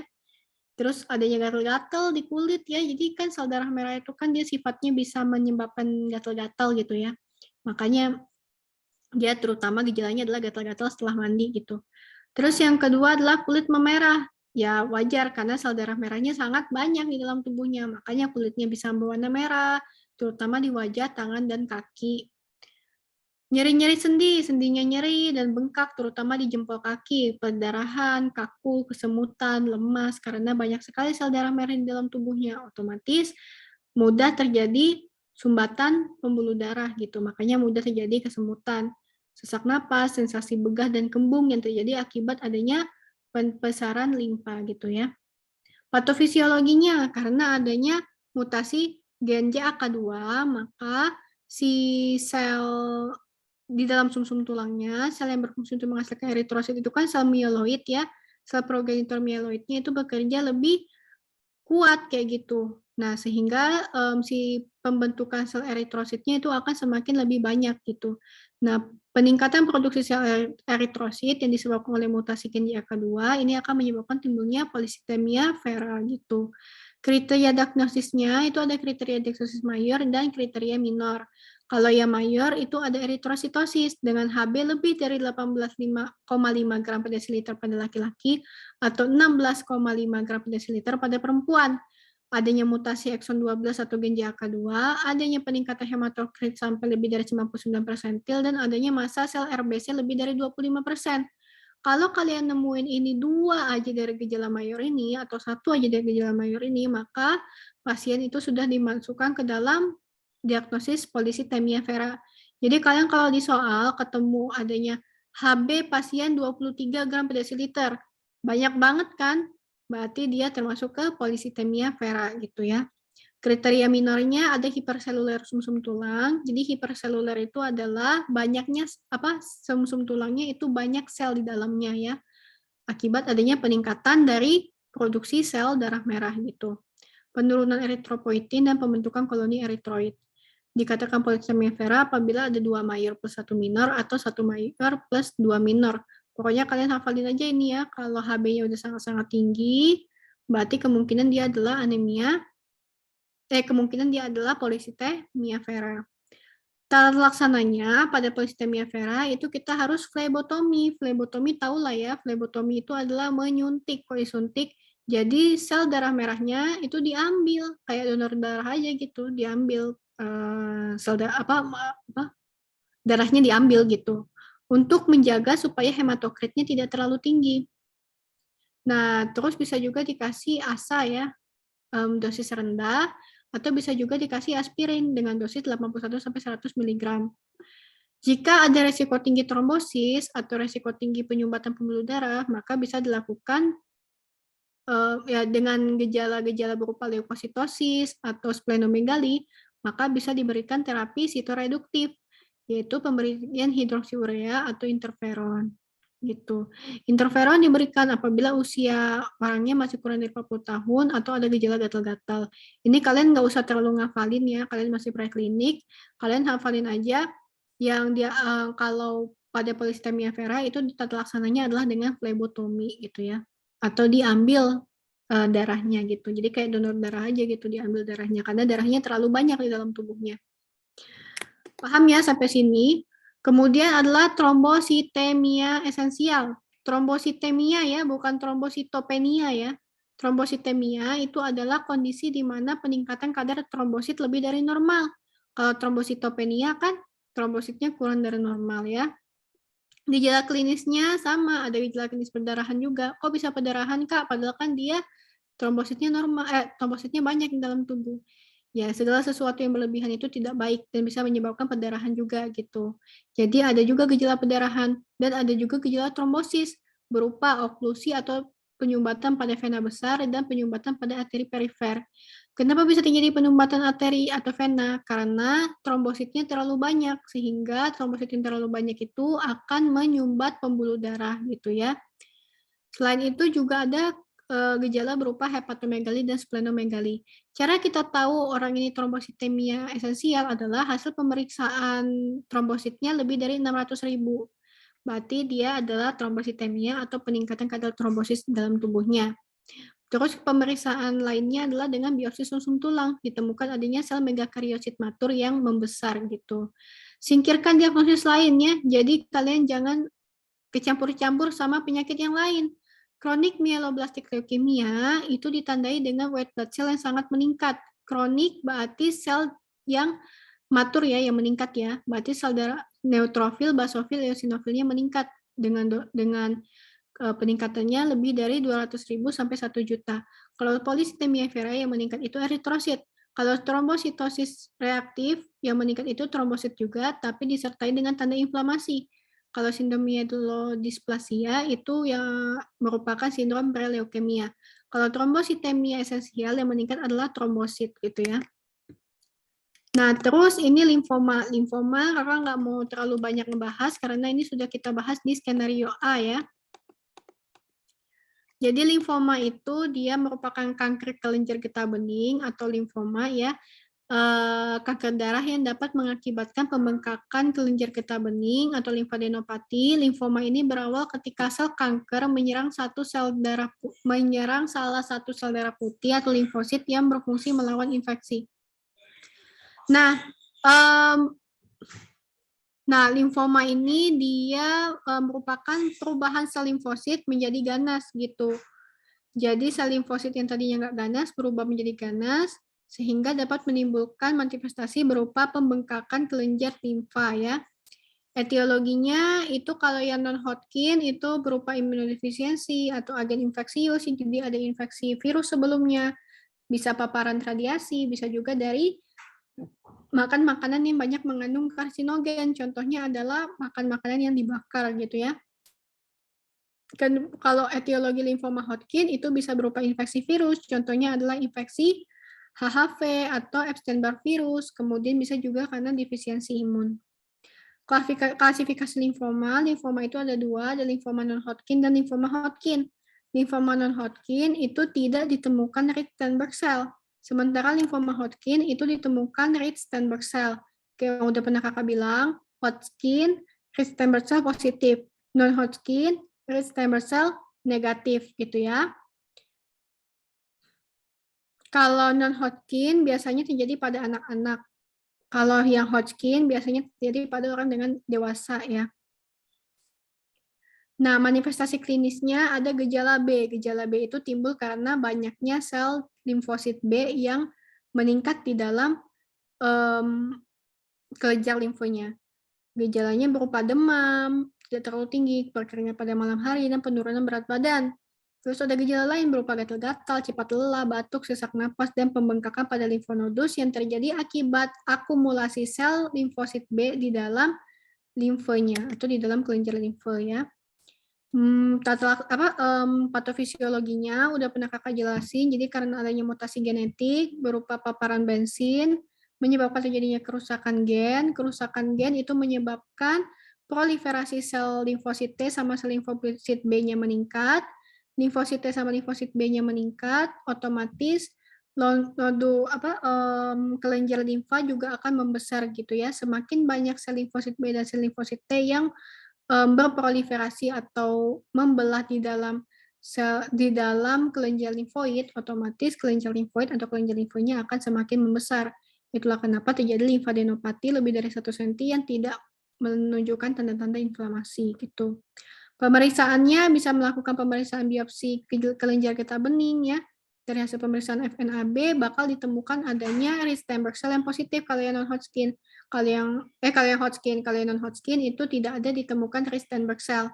Kemudian pemeriksaan tes darah ditemukan adanya peningkatan LDH yang merupakan tanda-tanda keganasan atau tanda-tanda penyakit keganasan gitu ya. Nah, terus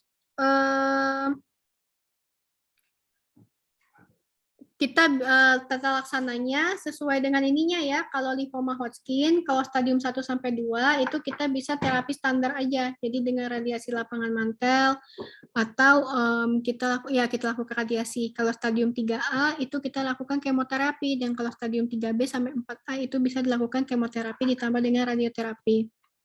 Kalau limfoma non-Hodgkin itu kita pada stadium 3B itu kita sama ya, kasih kemoterapi sama radioterapi gitu. Dari stadium 1 sampai stadium 3. Nah, sampai sini kalian ada yang mau ditanya? Pokoknya intinya kalau limfoma itu terapinya adalah dengan kemoterapi atau radioterapi gitu ya. Karena itu yang paling efektif dalam membunuh sel kanker kelenjar getah beningnya gitu. Ada yang mau ditanya sampai sini? Kakak mau masuk ke penyakit gangguan koagulasi darah. Sebentar lagi ya. Sebentar lagi. Semangat, semangat.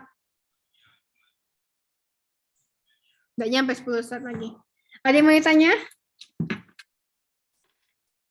Ada yang masih bingung? Ada yang nggak ngerti?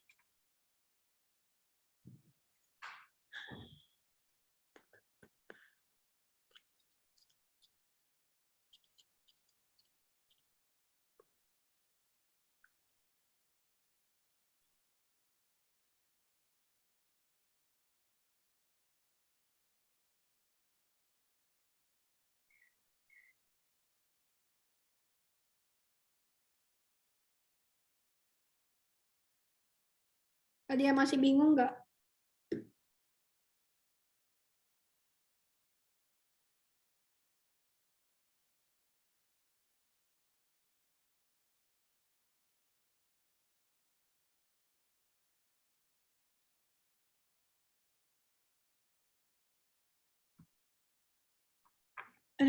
Udah, kakak lanjut ya ke penyakit gangguan koagulasi darah. Jadi mekanisme apa namanya koagulasi darah ya atau mekanisme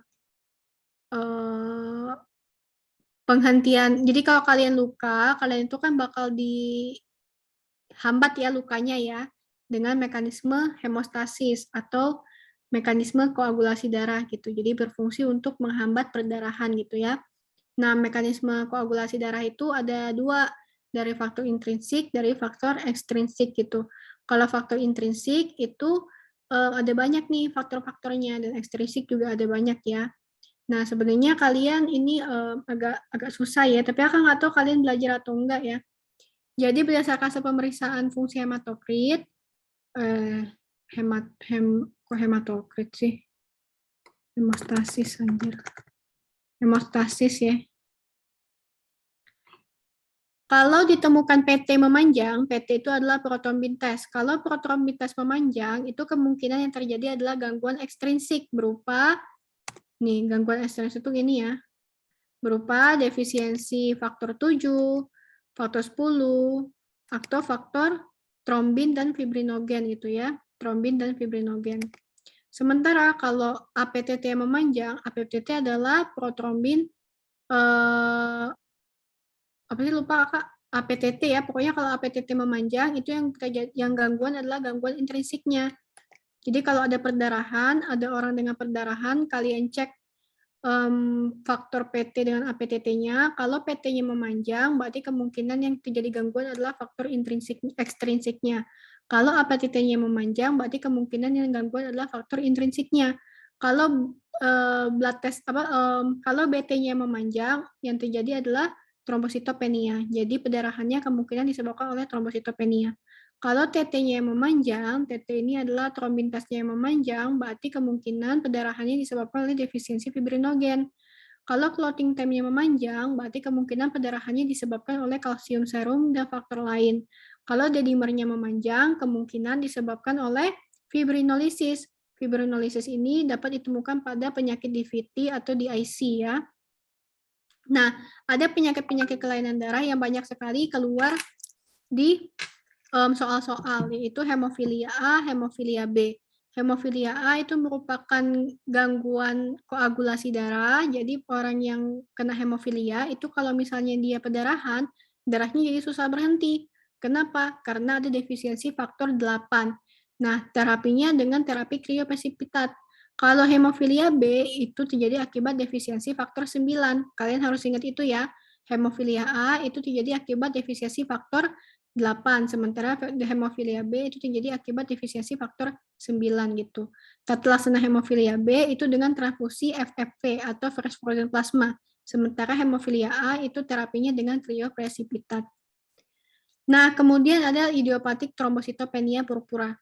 Idiopatik trombositopenia purpura atau ITP adalah penyakit yang menyebabkan tubuh mudah sekali berdarah akibat adanya gangguan koagulasi darah karena rendahnya jumlah sel trombosit atau sel plateletnya berkurang.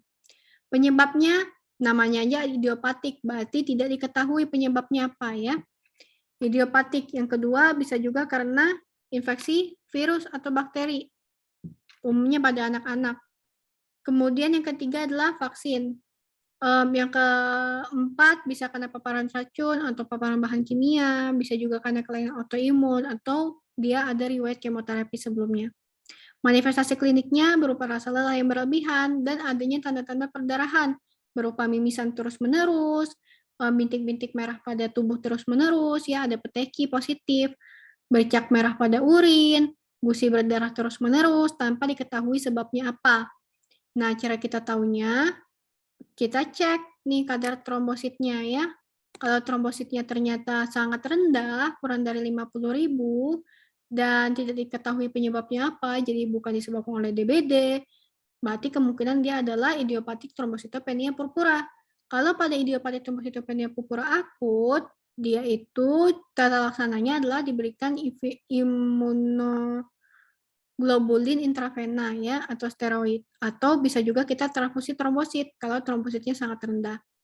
ITP kronik itu kita tata laksana dengan prednison 1 mg per kilogram badan per hari. Nah, kemudian yang selanjutnya adalah trombotik trombositopenia purpura. Trombositopenia purpura itu adalah berkurangnya kadar trombosit, yaitu trombositnya bisa sampai 10.000 sampai 50.000, yang disertai dengan adanya sumbatan pembuluh darah oleh trombosit gitu. Jadi adanya sumbatan pembuluh darah oleh trombosit dan pas hasil pemeriksaan sel darahnya ditemukan adanya trombositnya kurang dari 10.000 gitu. Biasanya terjadi pada ibu hamil dan ada gejala neurologis berupa kejang, stroke, dan biasanya dia berkaitan dengan autoimun hemolitik anemia. Patofisiologinya berupa agregasi platelet atau trombosit di dalam pembuluh darah, sumbatan pembuluh darah oleh platelet sehingga terjadilah trombosis. Nah, terapinya adalah dengan pemberian fresh frozen plasma. Kemudian disseminated intravascular coagulopathy atau disebut juga dengan DIC. Disseminated intravascular coagulopathy atau DIC adalah kondisi ketika proses pembekuan darah terjadi secara berlebihan sehingga pembuluh darah di dalam tubuh tersumbat oleh aliran darah pun terhambat gitu. Jadi yang seharusnya kita lukanya sedikit, si proses penyembuhan di dalam pembuluh darahnya itu tuh sangat tinggi. Otomatis si trombosit yang sangat tinggi tadi bisa menyumbat pembuluh darah gitu. Makanya terjadi sumbatan pembuluh darah. Nah, patofisiologinya ini terjadi akibat penurunan kadar platelet dan penurunan kadar fibrinogen sehingga kadar faktor entriksi dan ekstriksinya meningkat, PT dan APTT memanjang, pendarahan positif. D-dimer ini meningkat akibat peningkatan fibrinolisis. Jadi, karena adanya proses pembekuan darah yang sangat tinggi, otomatis si trombositnya tadi sangat tinggi, maka dia bisa menyumbat pembuluh darah. Sehingga manifestasi klinik yang bakal muncul salah satunya adalah di vein trombosis ya, atau penyumbatan vena dalam sehingga timbullah gejala berupa edema tungkai yang disertai dengan nyeri tekan, eritem, pucat pada penekanan, dan D-dimernya meningkat. Ini ya, udahnya kakinya bengkak, merah, pas ditekan dia warnanya putih dan dia sangat nyeri. Ini adalah DVT. Tata laksananya adalah dengan elevasi kaki, penggunaan stocking khusus, dan antikoagulan selama 3 bulan, yaitu diberikan heparin dengan dosis 100 IU per kilogram badan, dilanjutkan drip 1000 IU per jam gitu. Selesai. Ada yang mau ditanya? Kak, elevasi kaki tadi apa, Kak? Elevasi kaki tadi kalau diangkat kakinya, biar bengkaknya berkurang. Kakak ada lagi ya sebenarnya ya ini ya.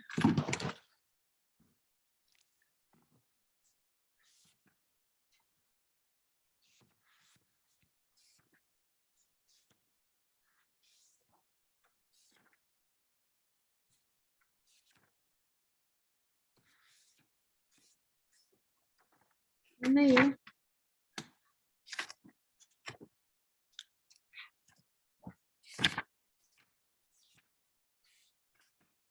Ini indikasi transfusi darah ya.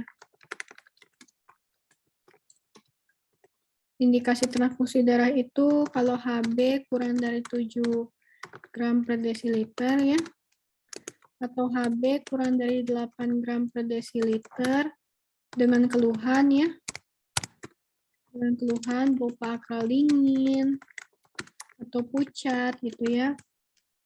HB kurang dari 10 gram per desiliter dengan riwayat iskemia praoperasi, trombosit kurang dari 50.000 dan trombosit 50.000 sampai 100.000 per unit liter. Nah, ini merupakan indikasi transfusi darah ya. Jadi kalau misalnya ada tanda-tanda di bawah ini, maka kalian harus transfusi darah gitu. Jadi kalau HB-nya kurang dari 7 gram atau anemia berat, itu kalian harus transfusi darah pasiennya. Kalau trombositnya kurang dari 50.000, kalian harus transfusi trombosit pasiennya gitu ya. Nah, untuk komponen darah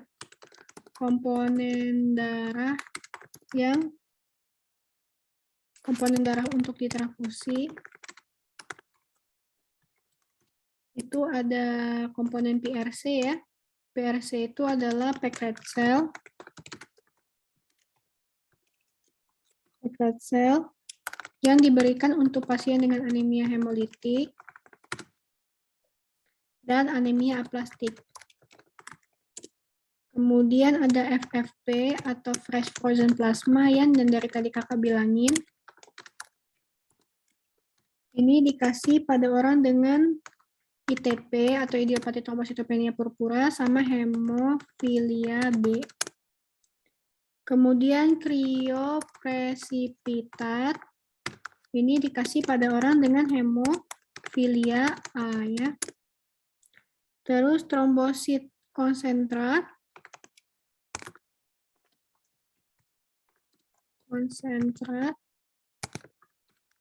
itu dikasih pada orang dengan idiopathic thrombocytopenia purpura sama granulosit feresis sama whole blood.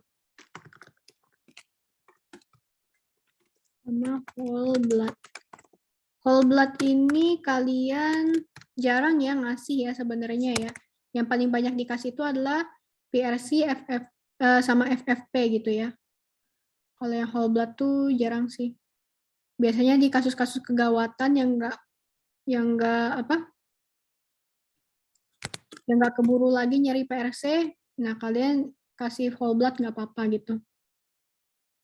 Paham ya sampai sini? Ada yang mau ditanya nggak tentang penyakit-penyakit kelainan darah dan keganasan pada darah? Ada yang belum kakak bahas nggak yang dibahas dosen tapi belum kakak bahas?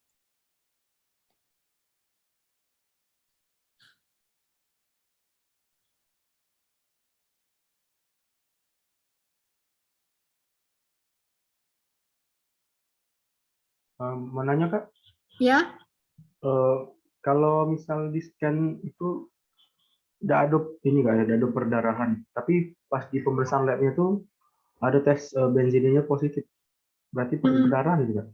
berarti ada perdarahan tapi kecil. Oh itu ini ya, perdarahannya ini Kak, di fesesnya itu Kak? Iya, jadi ada perdarahan di dalam lambung atau ususnya, tapi perdarahannya kecil gitu, makanya nggak kelihatan darahnya secara kasat mata dari fesesnya. Oh iya Kak. Iya.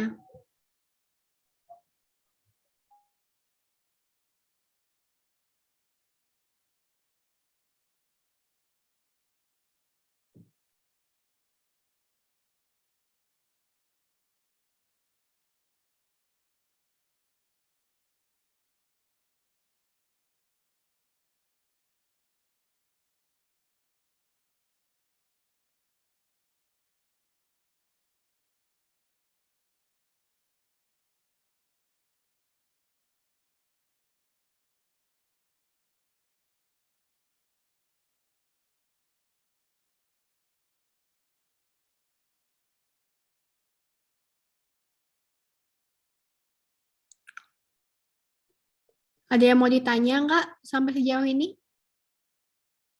Kakak kirim ke kalian ya nanti ya PPT-nya ya.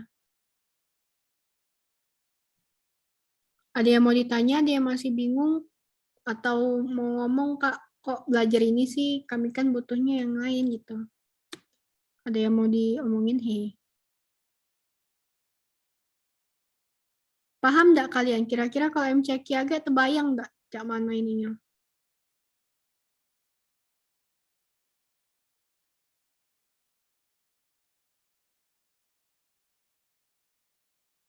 Ini juga bisa untuk kalian Osoka nanti ya.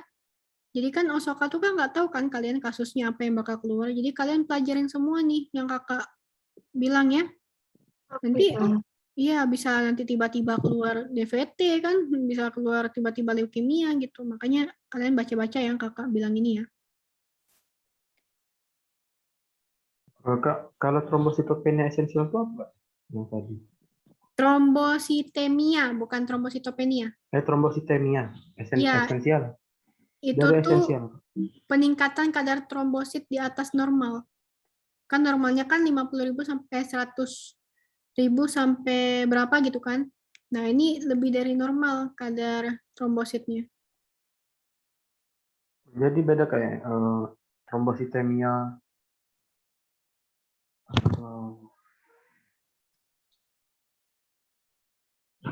Trombositemia ini sama kayaknya ya? Trombositosis, Kak? Beda. Iya, trombositosis. Oh, Iya.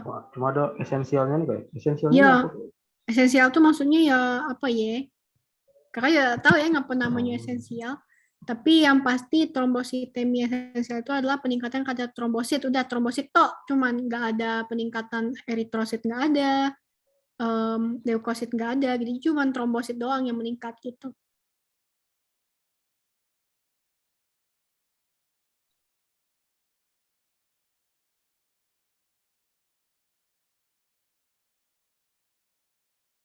Ngerti nggak siapa ini? Aidil, Vicky, Madon. Madon, Kak. Madon, ngerti nggak Madon? Ngerti, Kak. Oke. Yang lain nanti yang mau nanya?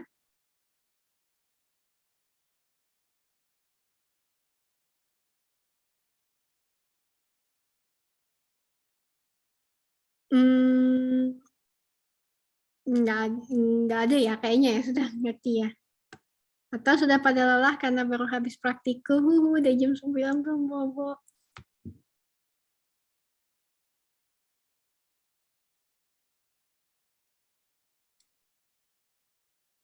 Oke deh, nanti kalau ada yang mau ditanya, tanya aja ya. Lewat WA boleh gitu ya. Oke? Oke, Kak. Oke deh, siap. Semoga kalian mengerti ya. Ngerti, Kak. Iya, sama-sama nanti PPT-nya Kak kirim ya. Dah, Oke, Kak. Assalamualaikum. Live lah. Makasih Kakak. Iya. Makasih banyak, Kak. Iya, Makasih dah. Kak Sarah. Semangat.